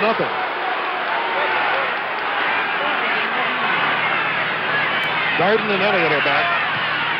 This is a good kick this time, a high spiral, going to be good coverage, and so Elliott calls for the fair catch for Michigan at the 17-yard line, where Michigan will have it 1st and 10.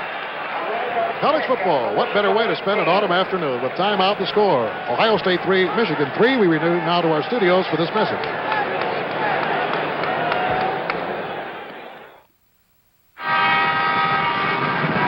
Jones, if that shipment doesn't get here this morning, I'll have your job. I hope they used REA Air Express. I hope. Picked it up yesterday. Got it here this morning. Call me anytime. Silver Bullet, who was that man? Hi, REA. Away. REA Air Express rides again. REA Air Express, the fastest delivery of small shipments known to mankind. Hi-yo, REA, away! Married 1 whole year. Happy anniversary, darling. Yeah, I've got to correct you on something. My cooking? Your grammar. Winston tastes good like a cigarette should. What do you want? Good grammar or good taste? I want you to stop calling your mother every day. Twice a week. I'll smoke to that. Pardon our grammar, but Winston tastes good like a cigarette should. And now with 7 minutes and 40 seconds to go in the first half, and the score tied 3-3. Michigan goes to work on the 17-yard line. Moorhead, number 27, pitches back to Billy Taylor. The Buckeyes are there to meet him, and he barely gets back to the line of scrimmage. What a defensive charge. I'd say that Esko Sarkinen has done quite a scouting job for Ohio State against Michigan. Well, he's done this for years. They're trying to run the flanks with Taylor. And that time, they were in a different defense, and they had taken the flank completely away. Number 79 making that stop was Shad Williams, defensive right tackle. And it's a 2nd and 10 on the 17. Moorhead throws. It is incomplete. Paul Staroba had the ball, but he was hit just at the right time after he had touched the ball, and the timing was perfect by the defensive back, Harry Howard. So it'll be 3rd and 10. In case you joined us just a little bit late, Ohio State forced Michigan to fumble on the opening kickoff, recovered the ball, moved down, kicked the field goal. Then the Wolverines intercepted a pass, and in the first play of the second quarter, the Wolverines kicked the field goal. That's been the scoring, 3-3. 3rd and 10, 17-yard line. Draw play, and Billy Taylor gets up to about the 24 before he is dropped by Doug Adams, senior linebacker from Xenia, Ohio. It'll be 4th down and about 3. Both teams have been tough defensively on those 3rd down plays. Trotting back is Tim Anderson as a single safety. There's kind of an interesting score. Cincinnati leading Miami of Ohio 5-0. Miami of Ohio, the place where Bo Schembechler coached before he came to Michigan 2 years ago.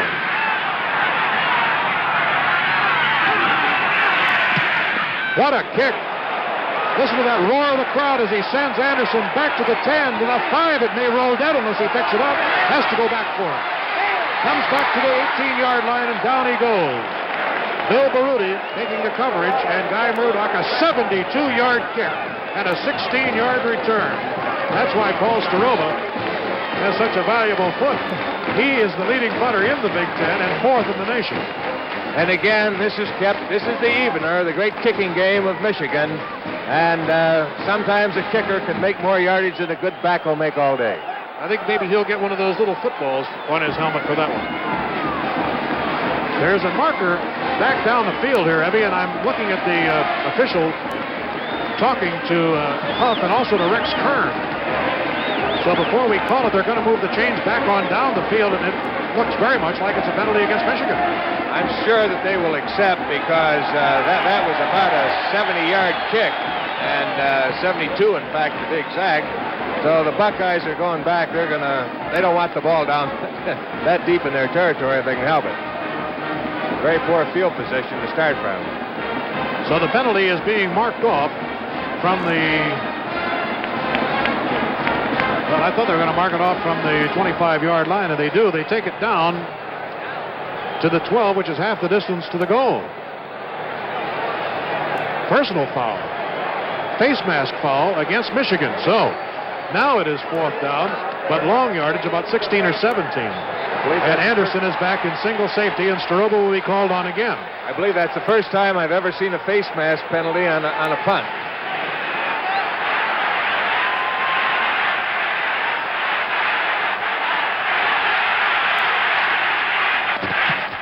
This one isn't nearly as long. It's a driving kick that takes to Anderson at the 45.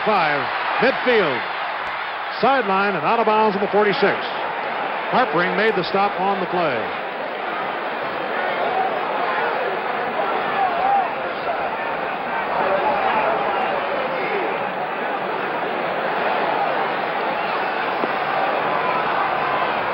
First down for Ohio State. They have the ball in Michigan territory at the 47-yard line instead of way back in their own territory inside the 20. So that penalty certainly was costly, as much as 45 yards to Michigan. Rex Kerr, number 10, the quarterback. First and 10 for Ohio State. The score is tied 3-3. Handoff goes to Brockington, and he finds the opening on the right side. Marty Huff making the stop. And number 99 at the bottom is Tom Beckman. Donovan, number 50. I believe I misspoke. I said Huff on that play. Huff is number 70, and it was number 99 on the stop, Beckman, for Michigan.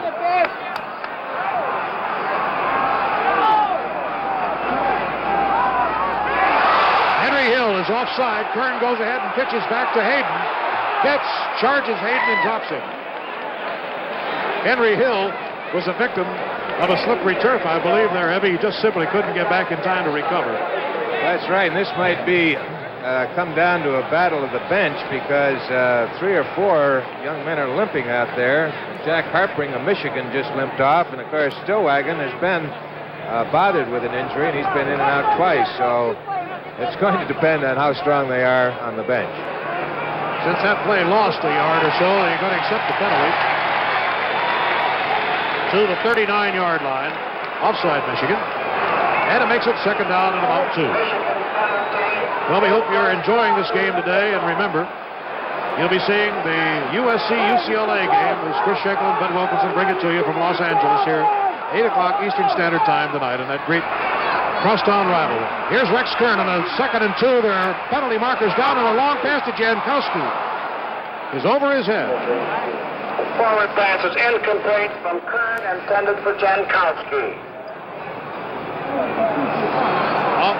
Procedure penalty against Buckeyes. That was a good call. It was a waist down call, 2nd and 3, and Kern went for the touchdown, trying to hit Jankowski, but Bruce Elliott had him beautifully covered all the way downfield. Henry Hill, the defensive co-captain, is talking to the official. There's Woody Hayes from the opposite side of the field. Woody can stand here in short sleeves today and really not freeze to death. It's been a rather pleasant afternoon, as a matter of fact. Procedure, and Michigan feeling with that, even with 3rd and 2, they'd rather move Ohio State back a little bit and give them that extra down. So it's now 2nd and 7. 3-3 is the score. We have 5 minutes, 19 seconds to go in the first half.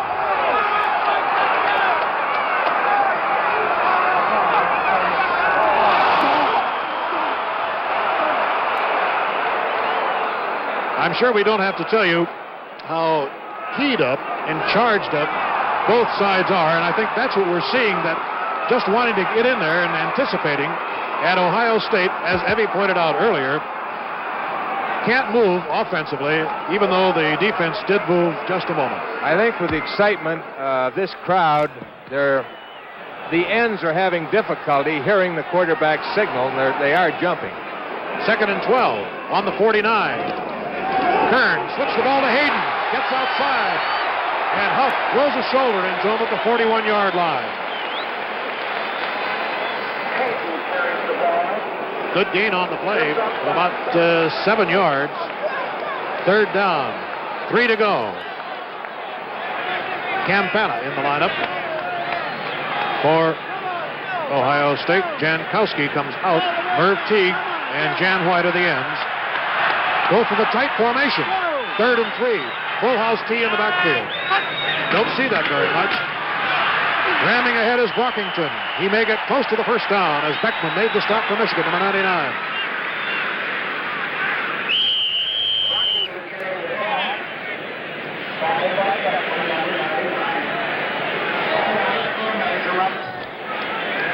Ohio State will go to the full house on short yardage. They've done it for years, and they do it as effectively as any team in the country. It's a great power attack, and they just run at you. 7 first downs for the Buckeyes, and they have the ball now on the 37-yard line of Michigan. We have 4 minutes, 33 seconds to go in the first half, and the score is tied 3-3, and a very big first down for them there. Again, Brockington, Hayden, and Campana, the deep men. Brockington on a cutback gets 4, a 5 to the 32, and Beckman once again makes the stop for Michigan.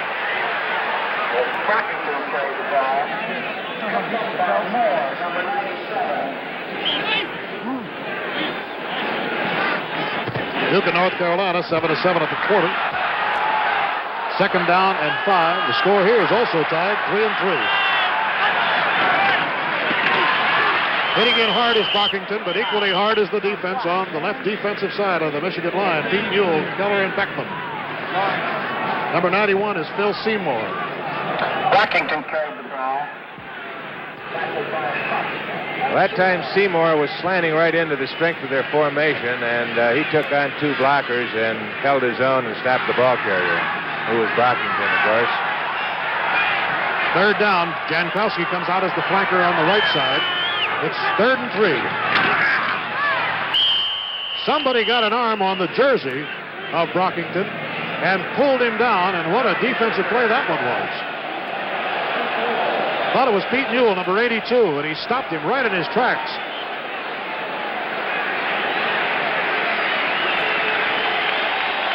Fourth down, 2. The ball on the 29-yard line. Campana is back in for Bruce Jankowski. Ohio State going to go for the 2. Fourth down, Kern asking for quiet.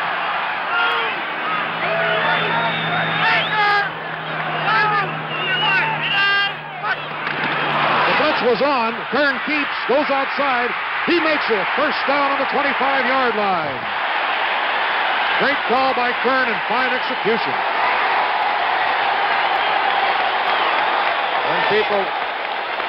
When people talk about second effort, this is it. Kern fakes the belly series, fakes to Brockington, keeps, goes up, finds daylight just inside Seymour, and not only goes, but he dives for the yard, the foot, and the inch. First and 10 for Ohio State. The ball is on the Michigan 26-yard line. Brockington again. Big senior from Thomas Jefferson High School, Brooklyn, New York. He did not play 1 minute against Michigan in 1969. Otis went all the way. But in 1968, Brockington played as the left halfback and played about 38 minutes. So he's been in against the Wolverines before. He needs only 12 more yards to break Otis's rushing record on a single season. It's second down and 9. The ball on the 25. The score is tied. We have 1 minute and 44 seconds to go in the first half. Kern pitches back to Hayden. And coming up fast is Mike Taylor, linebacker. After Betts caved the interference, it was an easy shot for Taylor and a loss on the play of about 1.5 yards. Time called by Ohio State to stop the clock. 1 minute, 23 seconds to go. It's time out here at the Ohio Stadium in Columbus, Ohio. Score tie. For some reason, people think all airlines are the same. They're not. Several airlines bought 747s, but TWA built the first 747 terminal. TWA was the first airline to give you private customs and immigration facilities. Most other airlines still share. Only TWA gives you a choice of 2 movies on every movie flight. At busier airports, we moved our departures to 15 minutes before the hour. So thousands of our passengers beat the crowds every day. For years, the coach passenger has helped pay our bills. We're paying him back with a whole new coach service on TWA ambassador flights. Whether you're flying in the United States or around the world, it pays to spend your money carefully. All airlines are not the same.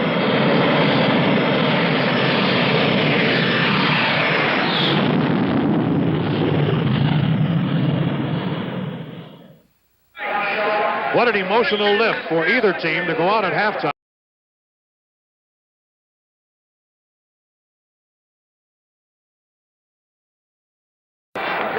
By Chevrolet and all the new 1971 Chevrolets. You've changed, we've changed. By Lincoln National. If you love someone, you want to protect them. That's love. That's life insurance. Lincoln National Life Insurance, a gift of love. And by the American Telephone and Telegraph Company and your local Bell Company. Now here come the Wolverines of Michigan.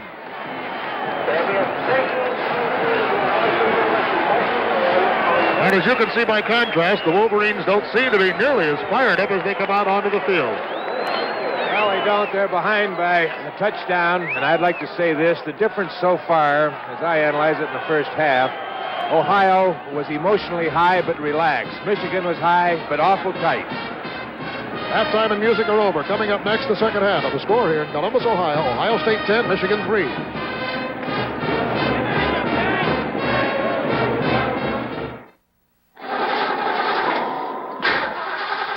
Daddy, teacher says all us snowflakes have to be there at 7:30. Laurie, shh. Darn cold weather. Problem, Ed? Won't start, and I have to get Lori to the school play. I'll give you a lift. Come on. Come on, honey. You ought to use that dry Sunoco, Ed. Huh? Dry Sunoco gasoline. I use it all winter. This winter, fill up with dry Sunoco gasoline. All winter long, your car starts like it's summertime. Using that dry Sunoco, Ed? Can't be too careful when you're the father of a snowflake. Fill up with dry Sunoco gasoline and get the bonus of 260 action. The action of the highest octane gasoline at any station. Blended into every gallon from regular on up. Only Sunoco has 260 action. And every gallon is dry. Instead of its usual message today, the NCAA asks that you at home observe your own moment of silence in memory of the Marshall and Wichita State tragedies.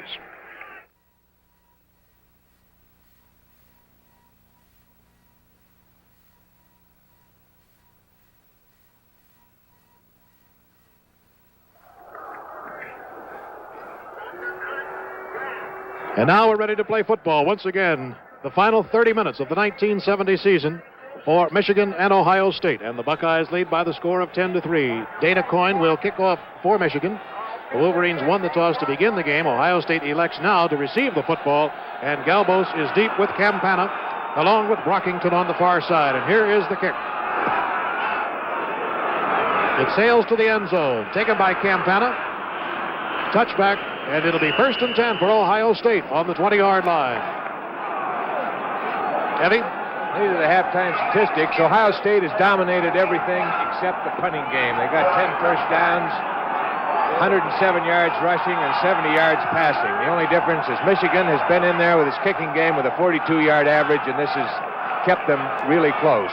They've only had 4 first downs, but they'll probably come out and do a lot more throwing this half. 1st and 10. Kern is hit, Brockington is hit by Henry Hill, who smashes in hard. Kern, as a matter of fact, barely got the handoff to him. Loss on the play of about 2 or so.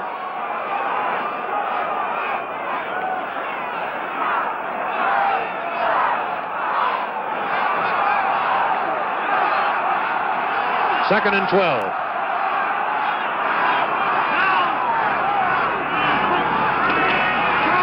Kern slips the ball off.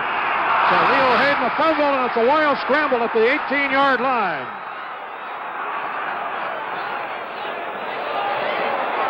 Recovered by the Buckeyes. It's very obvious that Bo Schembechler has got his linebackers playing real close, and I think they're going to try to force the Buckeyes of Ohio State to put the ball in the air. They realize that if they let them grind it out, it's going to be a long afternoon. But I don't think that Schembechler is going to do this without a good protest from that defensive line. 10-3, Ohio State leading. We've just begun the third quarter from Columbus, Ohio. The ball is on the 18-yard line with 3rd and 12. On the draw play, Brockington tries to squeeze through an opening and carries forward to about the 27-yard line. It's short of a first down by 2 yards as Gussick and Hill bring him down. Gary Lagos has gone in the lineup. Closer to 3 yards on this 4th down. So the Wolverines have held successfully here in the opening sequence of the third quarter, and that, of course, was a very important thing for the defense to do. Receivers back for Michigan. Darden is back, along with Elliott. Kick is angled over toward the Michigan sideline and goes out of bounds right on the midfield line. 23-yard boot, and now Michigan takes over with rather good field position, and I might mention that the wind is coming in from the open end of this gigantic double-deck horseshoe, and that means that Michigan will have the wind to their backs. 10-3, Ohio State leads. Michigan up now. with a 1st and 10.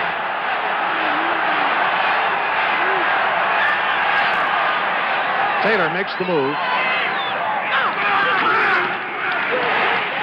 Seifert carries for the first time. Foots Seifert, the fullback, who scored 4 touchdowns against Minnesota this year and who has a total of 8, did not carry, as I recall, in the first half.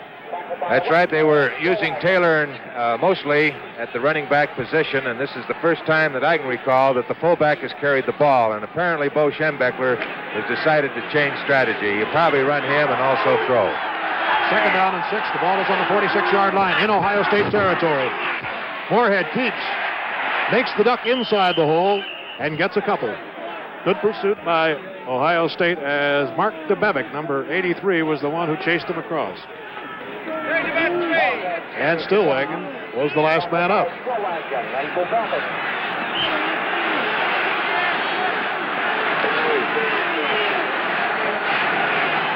Heiskins, number 89, has come in for Schumacher at tight end for Michigan with a 3rd and 3 on the Ohio 43. Michigan going offside.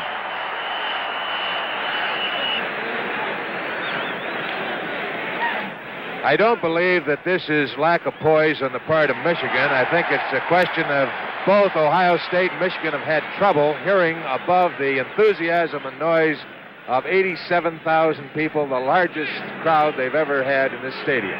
Well, it's a little bit like playing at the bottom of a barrel because the sound just comes right down in funnels from these huge double decks. 3rd and 8. The ball on the 48. Moorhead looks. Staroba has it at the 36-yard line, falls out of bounds. It's a 1st down by about 3 yards. Let's check some scores now here as they change the sticks. Brown leading Columbia at the half, 14-6. And Cincinnati leading at the half, 19-0. Also a halftime score with South Carolina ahead of Clemson. Rutgers leading Colgate.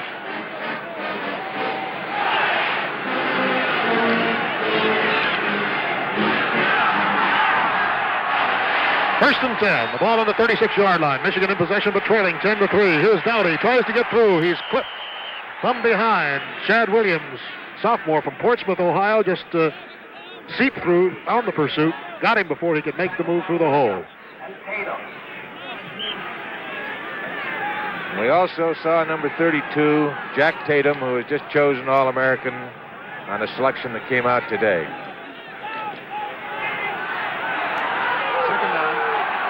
And the ball is on the 35-yard line. 2nd and 9. Moorhead throws to the sideline, but it's too low. Good fake. And Harris was there. Howard covered. So it'll make it 3rd down.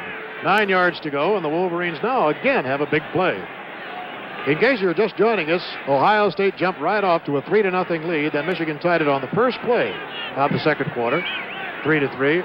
Then the Buckeyes, on a brilliant pass from Rex Kern to Bruce Jankowski, made it 10-3 at halftime. It's 3rd quarter now, 11:07 to go. 3rd and 9. Moorhead gets good blocking, throws to Soroba. What a catch he made. Just short of a 1st down by a yard. Harry Howard was there to drop him. Maybe less than a yard.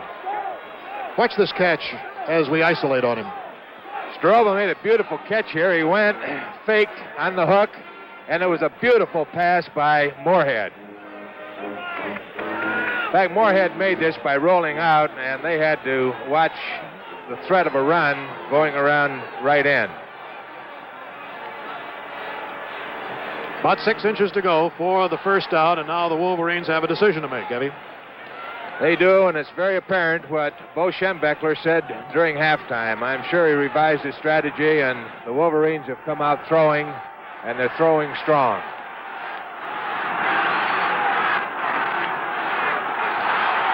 Fourth down, 6 inches to go. The Wolverines trail 10-3, 10-15. Seifert, the fullback, has the 1st down inside the 25-yard line. What a game going on at East Lansing today. The Wildcats, 17-13. aiming for their 7th win of the season.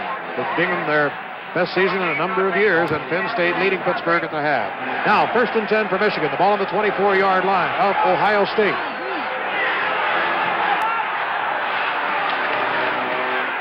Taylor stopped. Stillwagon, I believe you will find, is the man who grabbed his legs. On that last play, when Seifert went for the first down, it reminded me of Fritz Chrysler, the great coach at Michigan, who once said, when you're in trouble, use your best back on his best play. And I think that's what Moorhead did when he went to his fullback off tackle.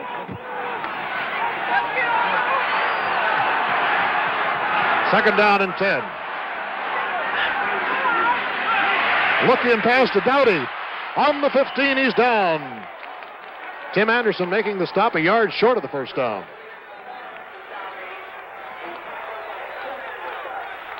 So Glenn Dowdy, a junior from Detroit, who was a running back last year, switched to a wing back this year, making that key catch, and it's 3rd down and 1. Seifert lines up ahead of Billy Taylor. Dowdy is there in the power I, just off the wing. Moorhead gives to Seifert, gets the yard, and then a yard. 9 minutes, 21 seconds to go in the 3rd quarter, and the Wolverines are grinding it out now the hard way with their 7th first down, and it's on the 13-yard line, trying desperately to tie this ball game up. That last time, the coach, Schembechler, sent in 2 tight ends for the run. Now we have Staroba back in. I believe number 30. Right, as the split end. 1st and 10 on the 13. What a stop by number 63 of the Ohio State Buckeyes, Doug Adams from Xenia, Ohio, a linebacker. He stopped him right in his tracks. No gain.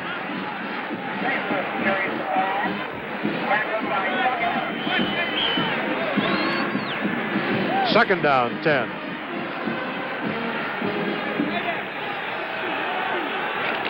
Jerry Schumacher in place of Paul Seymour at the tight end, and now it's a 2nd and 10 of the 13. Michigan trails by 7. Moorhead throws to the end zone. Staroba has a touchdown for the Wolverines, and the score is now 10-9, and the Wolverine side of the Ohio Stadium erupts.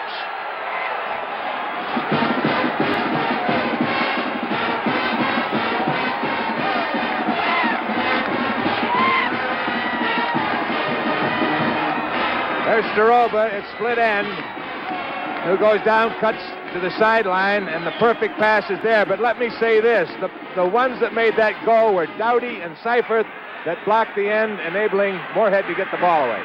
Dana Coyne to try for the point that'll tie it up, and here it is, it's blocked. It's blocked and caught by Ohio, and it'll be a 10-9 score.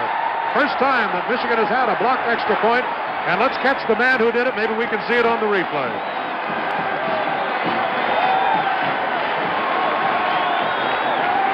A great play because that's 10-9, and it still puts Buckeyes in a position where they can run. Saturday afternoons of the fall mean colorful college football here on ABC. Time out here in the Ohio Stadium in Columbus, Ohio. The score now, Ohio State 10, Michigan 9. We're running the giant slalom in a car with a new kind of fiberglass belted snow tire, Sears Dynaglass, with a traction groove down the center to put the traction where most of a car's weight is, in the center of the tire, so it can start, stop, and hold the track on a run more treacherous than you'll ever make. Sears Dynaglass snow tires with a traction groove down the center. Available with studs. Only at Sears. These cars are brand new. So are the batteries. Watch.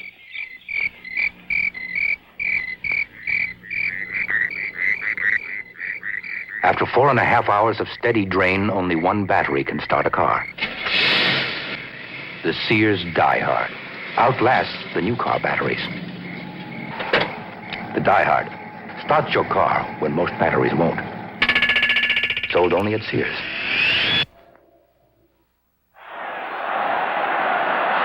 Eight and a half minutes to go, 3rd quarter. Michigan to kick off to Ohio State. The score now, 10-9.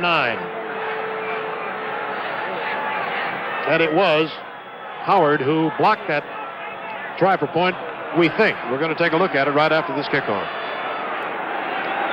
Incidentally, on ABC's Wide World of Sports, don't forget the Phoenix 150 Live with Phoenix and Tucson blacked out, and then the World Heavyweight Championship fight, Fraser and Foster, will also be seen. Rockington comes to the 25. Down he goes in the 25-yard line.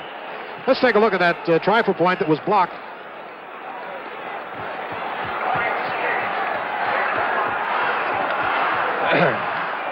Here he comes from the end. It was Howard.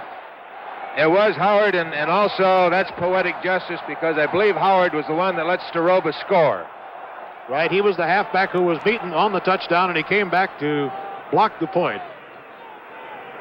Now it's 1st and 10 for Ohio State. 8:24 to go. Third quarter. The Buckeyes lead by 1.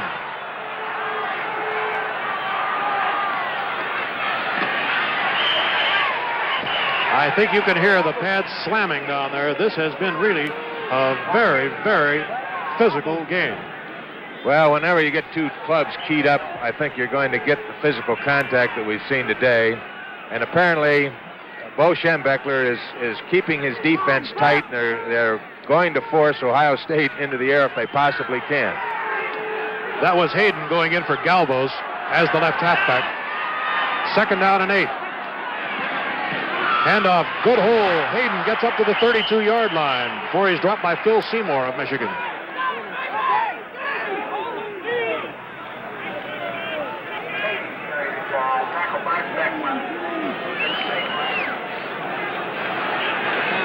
Third down, about 4. Ball on the 31-yard line. Ohio State leading by 1. We're exactly halfway through the third quarter.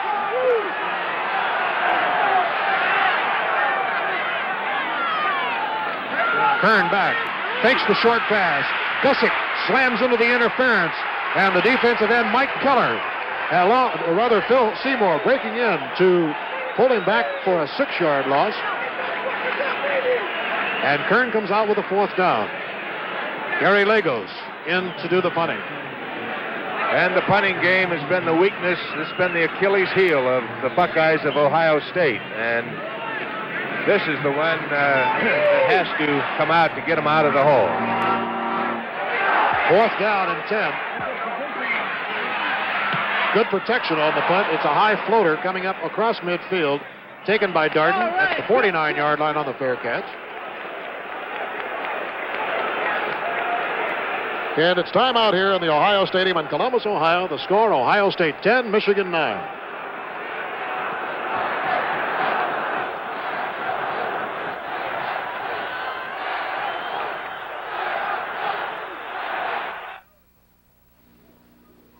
I wrote a book called Up the Organization. Among other things, it says that half of every big organization is waste. People, equipment, money. One way to stop the waste is to stop making other people do what you can do easier and quicker yourself. For instance, I've long believed in dialing my own long-distance calls. For one thing, it gives me a chance to get up for the dialogue I'm about to have. For another, it's usually faster. And now it saves me money, too. Here are the numbers. During business hours, a 3-minute coast-to-coast call placed person-to-person costs $3.30 plus tax. But if you make that call station to station and dial it yourself without operator assistance, the cost is only $1.35 plus tax. That's less than half the cost. Like I said, big organizations aren't wrong all the time, only half the time. When the phone company tells you to dial your own calls, in my opinion, they're right. 1st and 10 for Michigan. The ball on the Michigan side of the 50-yard line, and the score is 10-9. 6 minutes, 37 seconds to go. Third quarter. Moorhead takes, gives to Taylor. Big rush by Stillwagon. The senior from Mount Vernon, Ohio, really put the rush on. Well, he is really something. He just bowls people over, Evie.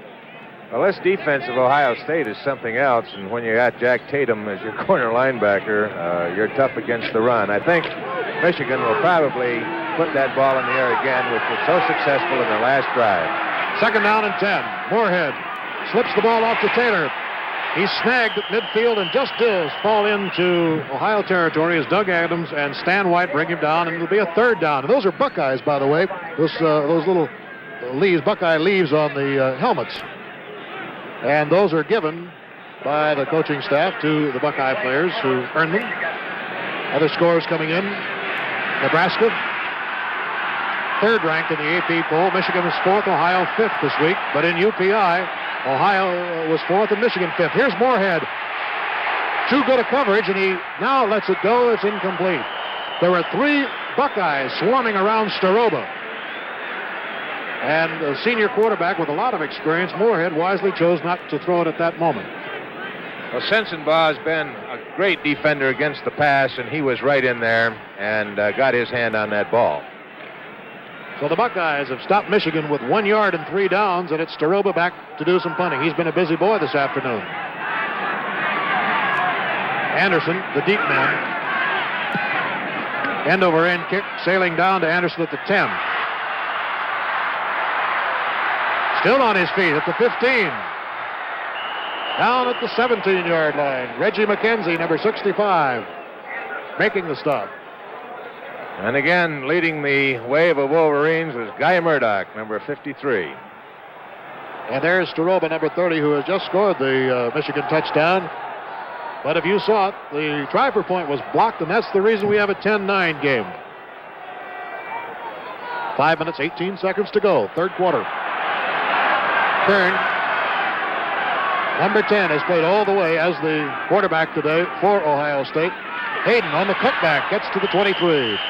Making the stop is Pete Newell, number 82, senior from Park Ridge, Illinois. Student member of the athletic board. Campana reports into the lineup for Ohio State. Going in for Merv Teague as the right halfback. 2nd and 6.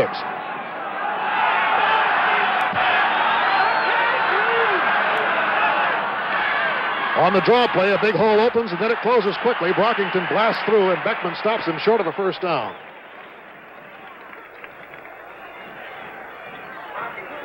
Second down. Wouldn't be surprised if we saw the dead T again. The power formation that Woody Hayes has run so successfully over the years. 3rd and 2. Teague is going back in for Campana. Kuhn in for Ryan Donovan at guard. There it is. That full house T, or dead T, as but it.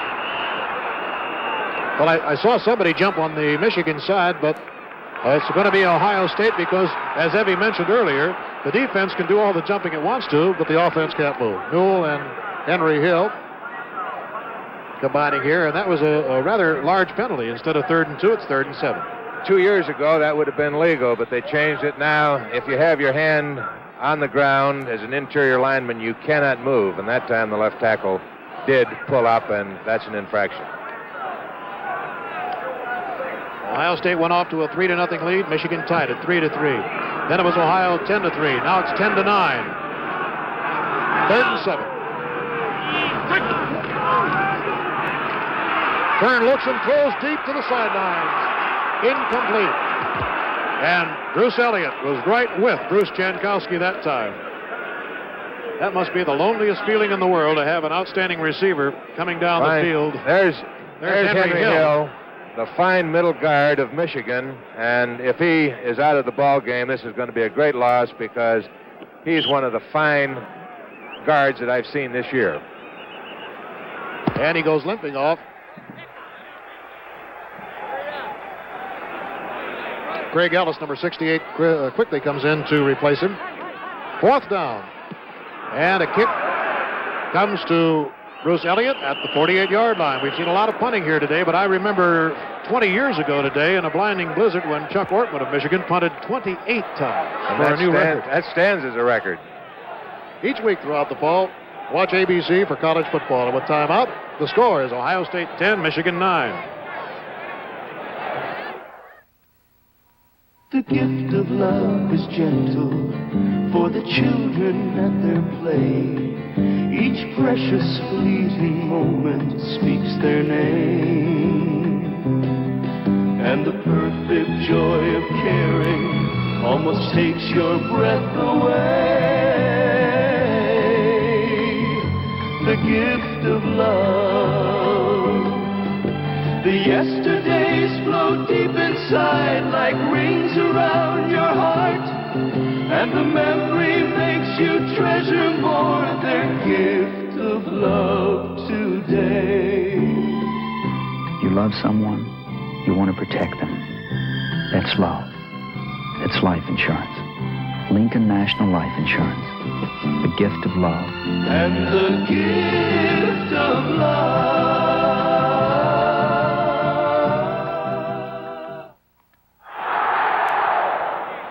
Bill Fleming and Forrest Evashevsky from the Ohio Stadium. It's 3 minutes and 37 seconds to go in this third quarter, and I guess you get some kind of an idea of what the sound is like here today. Evie, I hope you've been able to hear me a little bit. Not very well. I was just looking over at Henry Hill, and they're examining his knee. It's his left knee, and this could be a serious injury, and he might not return.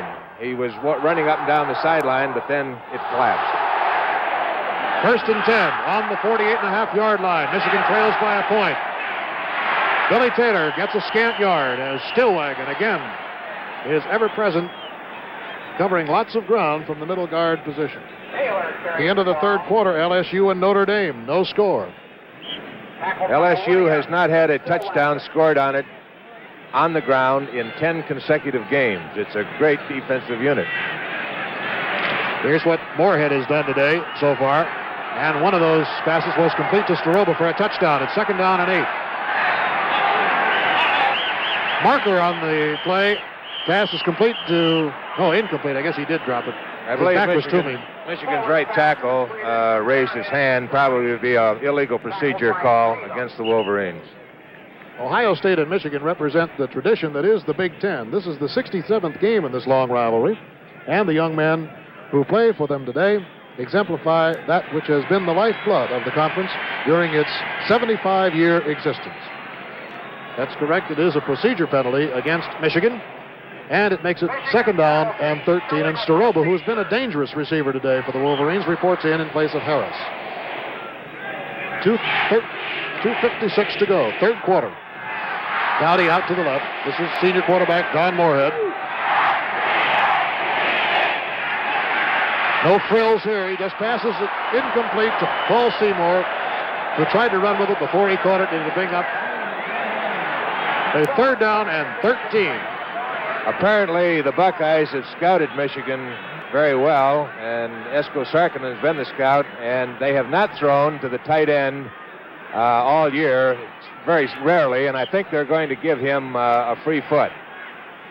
LSU and Notre Dame at the end of the third quarter, 0-0, and this is a great defensive battle going on. We have one right here, too.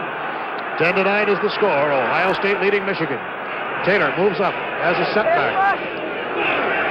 3rd and 13. Moorhead is wrestled to the ground by Jim Stillwagon.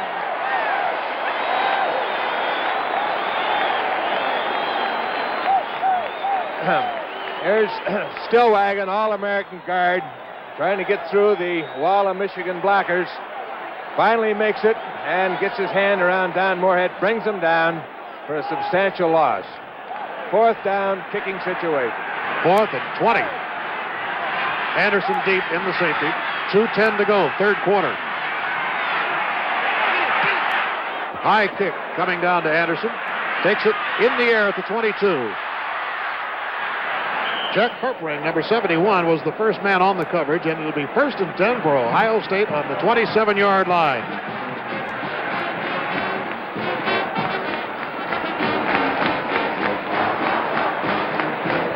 Well, immediately following the Michigan-Ohio State game, you'll see the Prudential football scoreboard, and live from Phoenix, the Phoenix 150 for Indianapolis-type cars. That blacked out in the Phoenix and Tucson areas, and then tonight, USC against UCLA. Remember that game a year ago when the Trojans won it 14-12 in the last seconds? Also on Wide World today, you will see the heavyweight championship fight.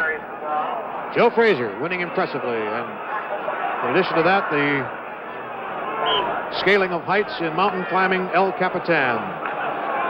2nd down and 8. The ball is on the 29-yard line. Ohio State in possession and leading by a point. 1.5 minutes to go in the third quarter.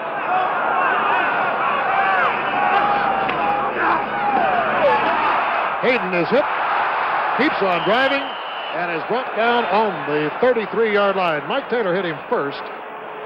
Finally, Tom Darden made the clinching stop. Here's the record. Brockington has broken the season's rushing record for Ohio State set by Jim Otis.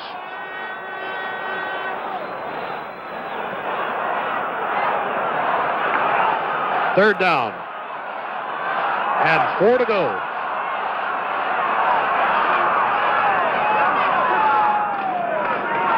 Good hold. Hayden, first down. On the 40.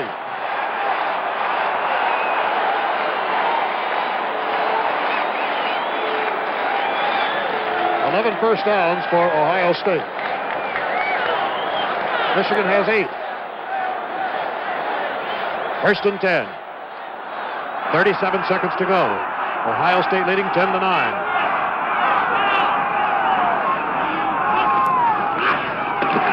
Another hole. Hayden gets to the 45. He's missed at the 50 and goes to the 49. Bruce Elliott making the stop on him. 11-yard gain. Another first down, and the Buckeyes now are moving those holes in the offensive line. Kern gives in here to Hayden, and 215 pounds of dynamite explodes for 11 yards. You're going to see ball control, and no one does it better than the Buckeyes of Ohio State. Just 7 seconds to go in this third quarter. Handoff. Hitting up in there is Galbos. Gets across the 45-yard line as time runs out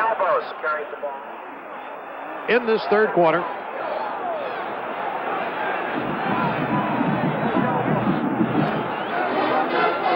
So that's the end of the third quarter here at the Ohio Stadium in Columbus, Ohio, and the score, Ohio State 10, Michigan 9. Now let's return to our studios for this message.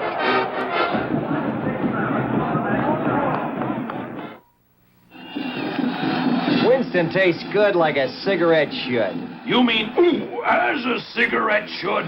What do you want? Good grammar or good taste? I want my mother to see this catch. Pardon my grammar, but Winston tastes good like a cigarette should. Winston may not say it right, but they sure know how to make it right. Rah! I think I am falling for you. 'Twas the night before Christmas, and I still didn't know what to give my dear husband. Then I found the perfect gift. Holiday Inn guest certificates. They start at $10 and pay for room accommodations, meals, drinks, and services at any Holiday Inn around the world. Merry Christmas, dear. This Christmas, give a vacation with Holiday Inn guest certificates. Now available at your nearest Holiday Inn. Watch the FBI in action tomorrow night here on ABC.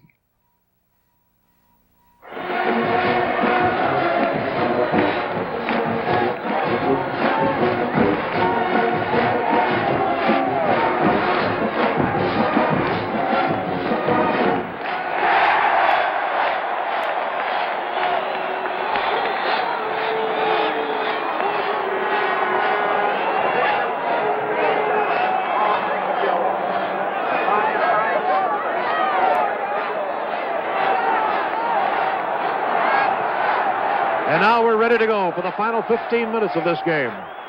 The Buckeyes have the ball on the Michigan 44-yard line. It's 2nd and 5. Brockington gets 3 of those 5, maybe 4. He broke the old mark by 2. That'll give him 4 more. So from now on, John Brockington, senior fullback from Brooklyn, New York. It's an interesting piece of strategy. The Michigan team started to cross-charge. Woody Hayes countered by delaying both Hayden and Brockington and letting them read the block. 3rd down, 1.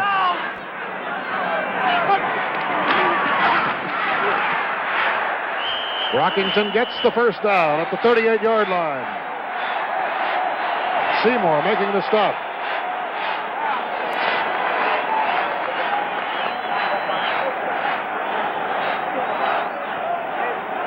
And in that game in East Lansing. Michigan State now has moved ahead of the Wildcats, 20-17. 13 first downs for Ohio State. Michigan has 8. Here goes Hayden. Hayden's been an explosive runner today, and he's gotten the yards when Ohio State has needed them the most. Well, I don't want to jinx anybody, but no one that I know on ball control hangs on the ball better than Ohio State. And I sat on that bench too many times and watched them control the ball for 13 minutes. But it's a trademark of the fullbacks. They don't fumble. Second down, 6. The ball at the 34. Ohio leads 10-9. Rex Kern gives to Hayden, finds an opening, grinds down inside the 30 to the 27-yard line.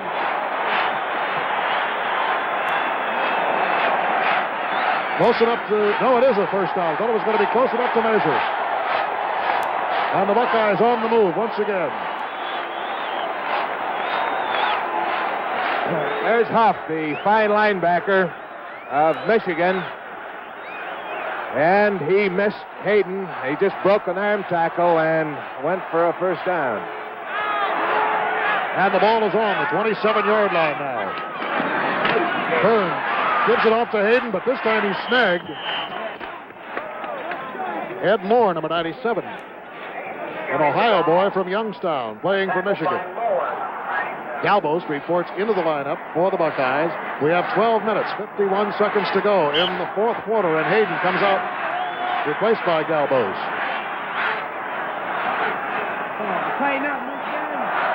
Jankowski out wide to the right.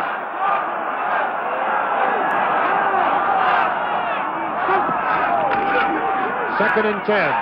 Kern throws complete to Merv Teague to Jan Whitewater, and he's down on the 12.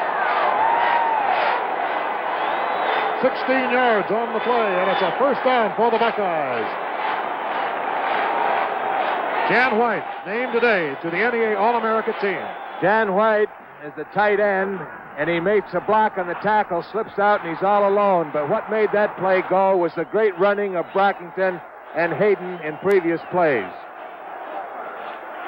First down, the ball is on the 12 now. Ohio State leads 10-9.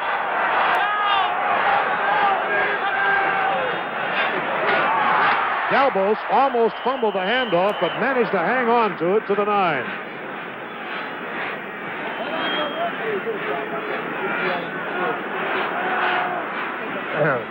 This almost was costly. First of all, Kern was a little slow, or a little rapid, rather, getting out of there. Galbos gets the ball, and he was a little late getting the ball into the halfback. It's second down and 8. Ohio State is inside the Michigan 10 at the 9-yard line. Kern throws in the end zone. It is up in the air. It is out of the end zone, out of the field of play. It, for a moment, was absolutely up for grabs as Betts tried to get to it, as did Elliott and Darden.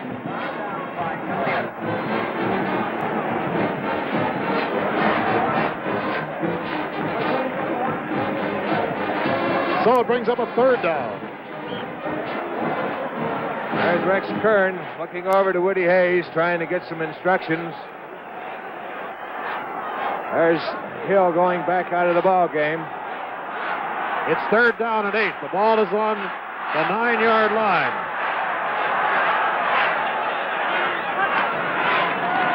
Kern looks. Betts has his man at the line of scrimmage. It's Brockington.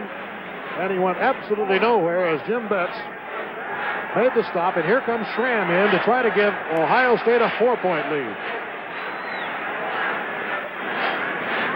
Schramm will have the wind to his back. And he'll be placing the marker down about the 17-yard line.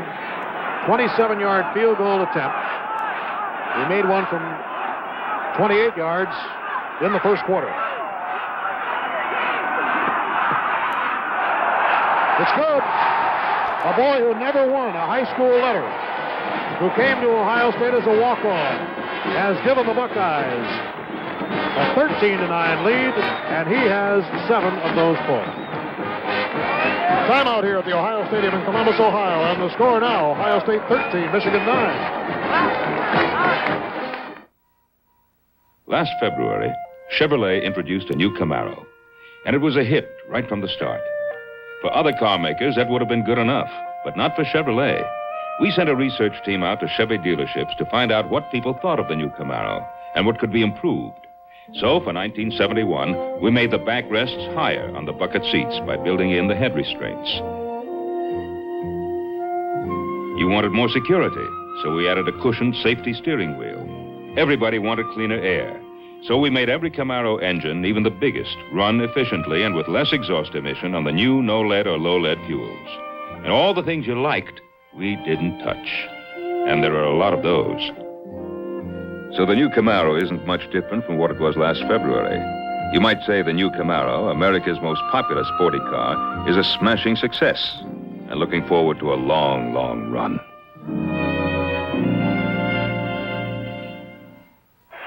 Stan White moving up to kick the football off for Ohio State. A tremendous kick that carries way down, and it is taken in the end zone by Bo Rather. He will not run it out. It'll be 1st and 10 for Michigan on the 20. The Prudential football scoreboard will be coming up right after our game here in Columbus, Ohio. And there is the first quarter score in Colorado Air Force. Lots of exciting traditional battles today. And then, of course, on ABC's Wide World of Sports, it'll be the Phoenix 150. Following that, USC against UCLA.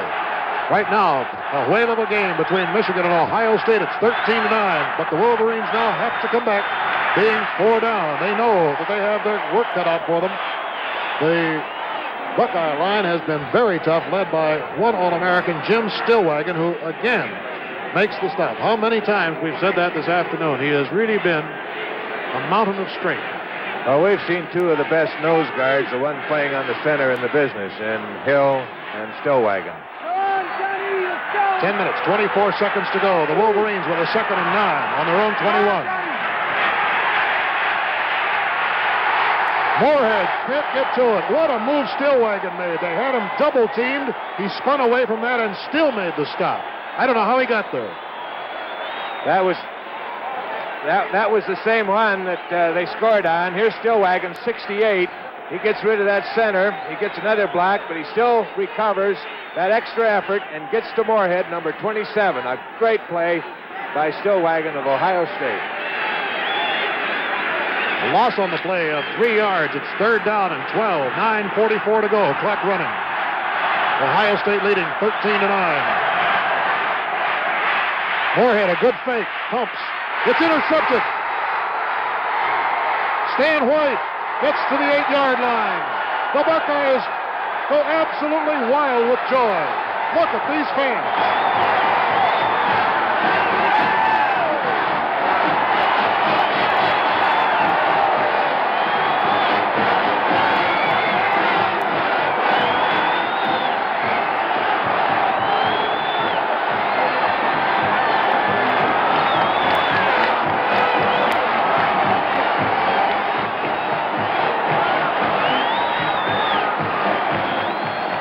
Stan White being mobbed by his teammates, giving the Buckeyes the ball inside the 9 at about the 8.5-yard line, and out they come. 9.5 minutes to go. Ohio State leading Michigan 13-9.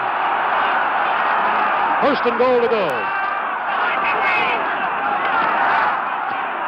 Brockington gets his nose on the line and then is forced back.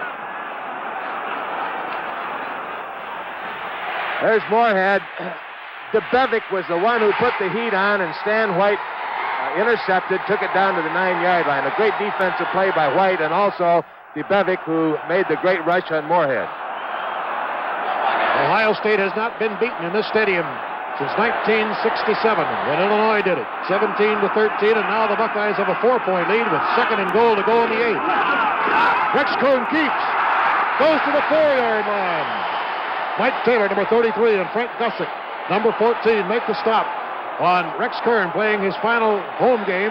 If, of course, Ohio State wins, he has one more game to play in Pasadena.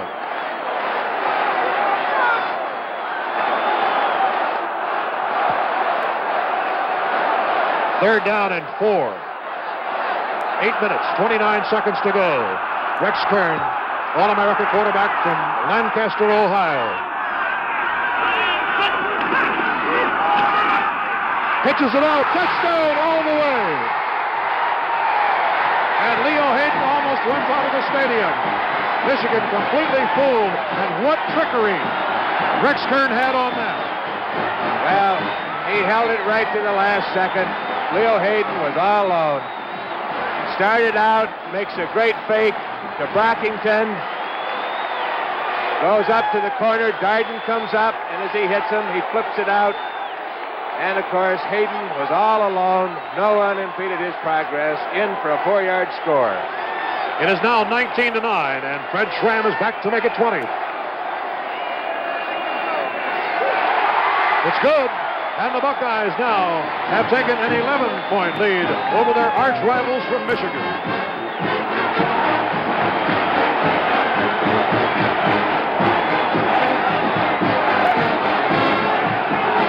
Well, it all started in 1869, and now each week it's college football on ABC. The score now, the Buckeyes 20, the Wolverines 9. Shh, listen. This Polaroid line camera beeps when your picture's developed. This one takes electronic flash shots and beeps to boot. This one calls you when your picture's ready, too. And you can get the buzz for less than the beep. Hello? $29.95. Did you hear that? Color pictures in 1 minute for $29.95. So it doesn't make a sound. When you see the picture, you can whistle. Make a little noise for Christmas. Isn't that terrific? Watch. The accelerator trigger on this new Black & Decker drill gives you the perfect speed for every job. This new lock holds any speed you set. Flick another switch and she runs in reverse. Black & Decker's new variable speed reversing drill with infinite speed lock. It does so much, maybe we shouldn't call it a drill at all. From Black & Decker, for less than you'd expect. Stan White, who certainly has to get credit for part of that touchdown with his key interception, will kick off now. 8 minutes, 14 seconds to go. Preston Henry, number 44, Glenn Dowdy, and Bo Rather are back. Bo Rather fumbles the ball, and they fall on it right in the end zone. Uh-oh, now he's really in trouble. Oh, he only got out to the 2-yard line. He didn't have to come out of there. The ball was put in by the impetus of the kick, so he was under no obligation whatsoever to run it out. All he had to do was fall on it. But he got panicky and ran it out, and then was almost forced back in, which would indeed have been 2 points. Well, he didn't put the ball in. He was on the 1-yard line, and that's where they're going to put the ball in play, and it's going to be a real tough spot for the Wolverines. Well, let's take a look at it again.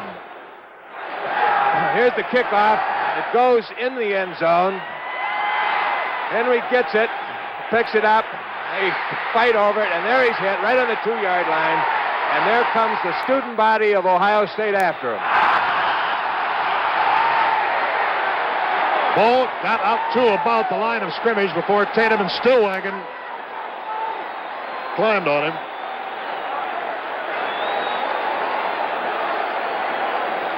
Here's the fumble again from the low camera in the end zone. All he had to do was just stay right there, and there was been no obligation on his part to get it out of there, but maybe he didn't realize that he was in the end zone, which is safe territory. Moorhead in his end zone, fires wide. Gets to Robo. Now with 7 minutes and 29 seconds to go, you kind of feel an animal instinct here that the Buckeyes aren't satisfied now to win. They want to win so badly, they want to win big. Well, they do. This is a group of young men that lost one ball game in their entire college career. They started out in '68, went to the Rose Bowl and beat Southern Cal with the great O.J. Simpson. Now, last year, the only time that they were defeated in their college career was by Michigan a year ago today. It's 3rd down and 9. The Wolverines in trouble, deep in their own territory. Handoff goes to Billy Taylor, who wiggles out to about the 7. But it'll be a 4th down, and Ohio State will get its hands on the ball again. I believe the word I was searching for, Evie, was they didn't want to win. They wanted to destroy. They're playing just like that, and, of course, the Wolverines got an unfortunate break when they tried to run that out of the end zone. It was too late, and they have a poor field position. Here's 7 minutes left. Back to punt with 4th down. Exactly 7 minutes to go. Tim Anderson is back. Staroba's kick is a floater, a rather short kick, but it takes a Michigan bounce, and now it will be blown dead at midfield. I thought he touched it. I was going to say I thought he touched it for a moment, and the official said at the point there that he did touch it. Michigan fell on it, and the Wolverines will have the ball. There is a break and revert. Well, they got it on the 50-yard line. It's a lot better than starting on the 2-yard line. Well, let's take a look at it again. We can take a look at this and see just what did happen. There's Anderson. And there he touched it right there. And the Wolverines were alert. They recovered. It's first on the 50. So the Wolverines, with 6 minutes and 48 seconds to go, are 50 yards away from the Ohio State goal line. And the booing forces Moorhead to ask the official if he can hold it for a minute. Now, Woody Hayes has come out and asked the fans for quiet. Woody Hayes ran onto the field and asked them to be quiet. Now he scampered back.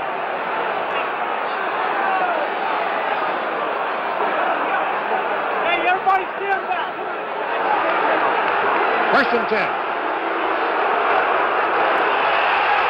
Moorhead throws to Taylor. Charges ahead for 11 yards. Inside the 40 at the 39-yard line. And it is now first and 10 for the Wolverines with 6 minutes and 41 seconds to go. That's a wise call. With Ohio State being so cautious, you're better off throwing in front of them. Billy Taylor went off on the far side. Excuse me, I didn't want to interrupt you, but he hurt his elbow early this week in practice. I guess it was a kind of a carryover from the Iowa game, and he went over there with his right arm almost limp. We may not see him again. Preston Henry's in. He's got good speed. Moorhead fires. Staroba has it up to 30. 8 yards on the play, and the Wolverines now, with 6.5 minutes to go, are moving into the desperate area because time is of such a great factor with an 11-point lead to overcome. They're in the slot formation. Dowdy goes down. Staroba hooks. He almost had a feeling he was going to lateral to Henry, and he might have gone all the way had he done so. Second down and 2, the ball on the 30. Handoff goes to Preston Henry. He does have speed and gets a first down at the 26-yard line. Jack Tatum made the stop. Henry carries the ball. Tackled by Tatum. Stops the clock momentarily while they get the down markers moved. The clock shows 6:06. Ohio State 20, Michigan 9. We're in the fourth quarter.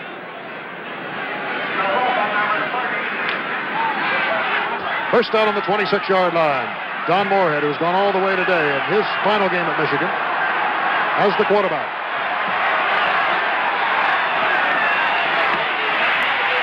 He's got Staroba deep, and he throws short to Dowdy. And look at Staroba as he went down the sideline. I think you'll find he had some daylight.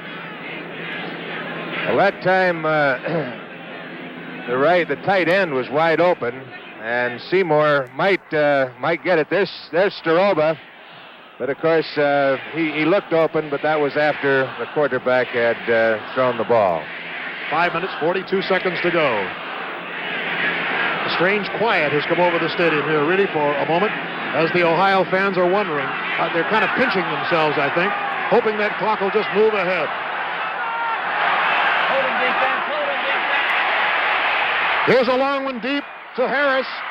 He caught it, but he's out. No, he's out of the field of play. Would have made any difference. He went up with Harry Howard. At a time like this, it seems an eternity to the coach that's ahead, and it seems like a few seconds to the coach that's behind. Staroba split end that time on a fly pattern. He goes right down, and they both jump, but they're out of bounds, and they have to catch that inside the end zone line. So it's third down and 10. The ball on the 26. Moorhead gives to Billy Taylor, who's back in the lineup, but he only gets 3 yards, and it brings up a fourth down as Stan White, who made a key interception of a pass to set up the last touchdown by Ohio State, makes the stop And with 4th down and Michigan trailing by 11, there's little question is what the Wolverines will try to do. Schembechler, the coach of Michigan, on the far side of the field. Obviously worried here with only 5 minutes to go.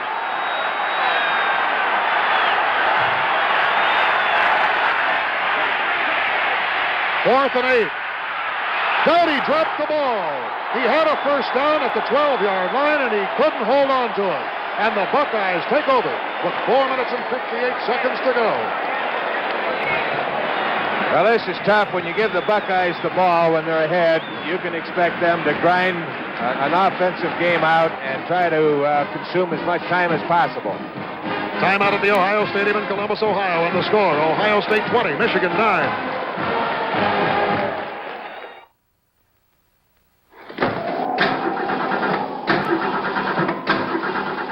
Oh, Mom, it hurts. It hurts. Honey, we'll be at the dentist soon. What's wrong, Mrs. Dane? Sam, it won't start, and Billy's got a toothache, and... Come on, I'll give you a lift. Hurry, Billy. You're a lifesaver, Sam. You know, you ought to use that dry Sunoco. Dry what? Dry Sunoco gasoline. Starts me every time. This winter, fill up with dry Sunoco gasoline. All winter long, your car starts like it's summertime.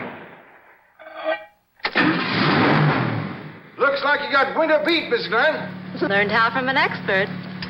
Fill up with dry Sunoco gasoline and get the bonus of 260 action. The action of the highest octane gasoline at any station. Blended into every gallon from regular on up. Only Sunoco has 260 action. And every gallon is dry.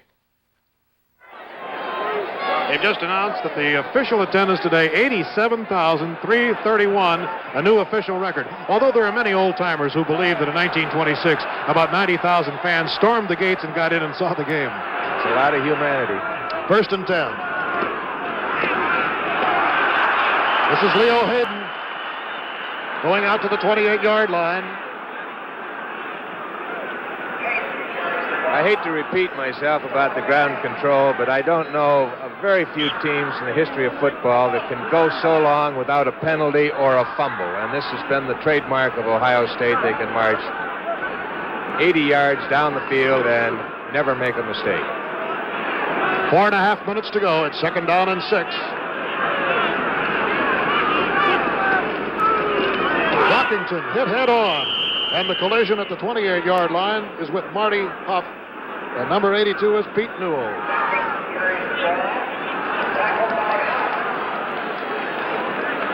I'll tell you a fellow who might be pretty happy right now, Evie, is the trainer of the Ohio State Buckeyes, Ernie Biggs, who's in the hospital and whose spirit certainly is with the Bucks today. And with 3 minutes and 55 seconds to go, it's 20-9, Ohio on the 28-yard line. Kern gives off, a hole opens, and it's Leo Hayden getting a first down on the 35-yard line.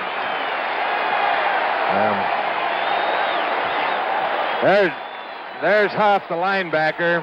They run to the opposite side, and there's the center making a great block. By the way, that was Tom DeLone. Tom DeLone is a junior and will be back next year. He was a starter a year ago. First down, 3.5 minutes to go. Hayden again. Keeps on grinding away up to the 39-yard line. And Ernie Biggs, the Buckeyes, said, we know he'll be back by January, which is an invitation to the Rose Bowl. Let's pause now, 5 seconds to allow our local stations to identify themselves.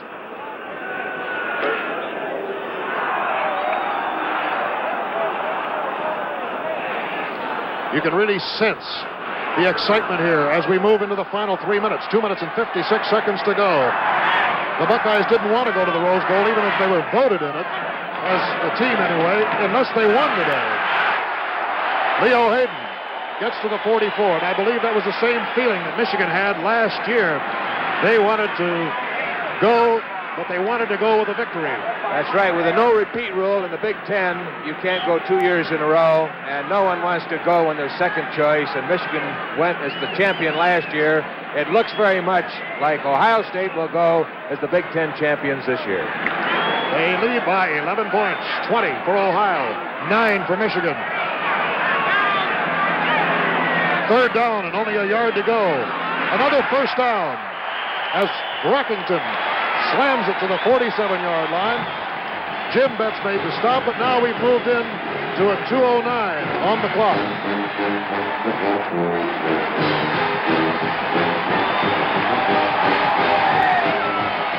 Leo Hayden, a great back, 28 rushes for 118 yards. That's a busy afternoon for anybody on a football field. Clock is moving.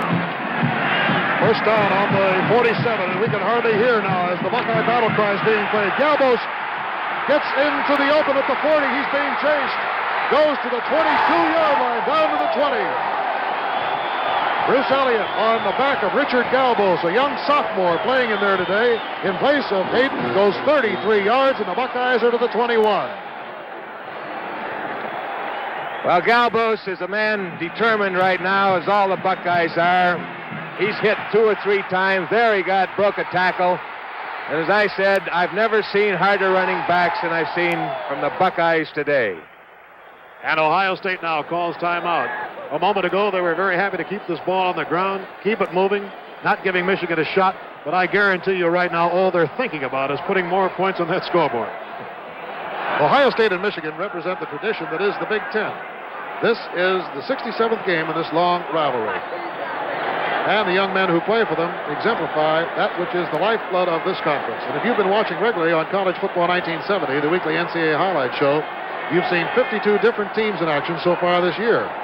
So we invite you to take another look tomorrow on ABC at noon Eastern Time, 11 Central. And don't forget, coming up, after the Prudential Football Scoreboard, you'll see the Phoenix 150 live from Phoenix for the Indianapolis-type cars with Phoenix and Tucson areas blacked out. And then another great rivalry resumes tonight in the Los Angeles Coliseum. And that will be at 8 o'clock Eastern Time, 7 Central, when Southern California meets UCLA. And the Bruins are upset-minded. If you recall, a year ago, it was Sam Dickerson who caught that ball in the far corner of the end zone to send the Trojans to the Rose Bowl. They won the game 14-12, then subsequently beat Michigan in the Rose Bowl game.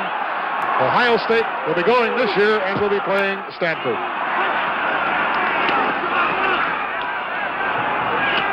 And Galbos again is the ball carrier to about the 17-yard line.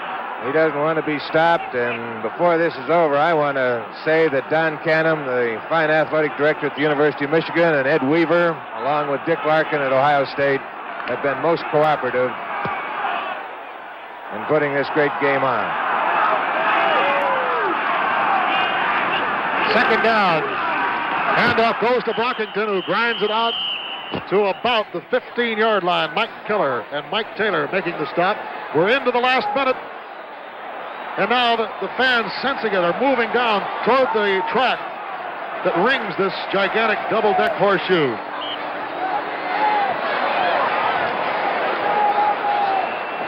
$87,000 fans, and nearly 80,000 of them are Buckeye rooters, as the Michigan tickets were about 7,000. 30 seconds to go. Here's Kern. He's bear hugged by Mike Keller. Bill Fleming, there was a countdown last year at this time. There will be another countdown, but by different counters. That's exactly right, and we called it off last year. 15 seconds to go. This is what Ohio State has waited for, but can they contain themselves for 10 seconds? I don't believe they can. They're flooding the football field from both ends. It's all over. The Buckeyes have reached that marvelous moment, and Woody Hayes is hugged by Hugh Hindman, and the players are just swarmed on in the sea there. This was the revenge crusade that took 52 weeks to build. What can you say other than to just watch Woody Hayes as he goes off? Bo Schembechler of Michigan trying to get over there to him, couldn't possibly get through, and now Woody goes down toward the dressing room on the far side. There is a scene that Buckeye fans everywhere simply want to soak up.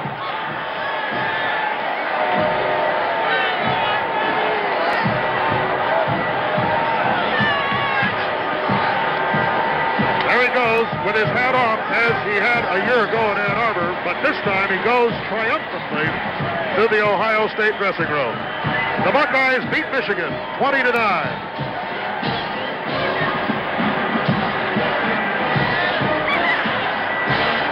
And now the bell begins to toll in the southeast tower of the stadium. Right there where the scoreboard is, right where the ABC Sports banner is, as a matter of fact, right up in that tower is the victory bell, and it's beginning to sound.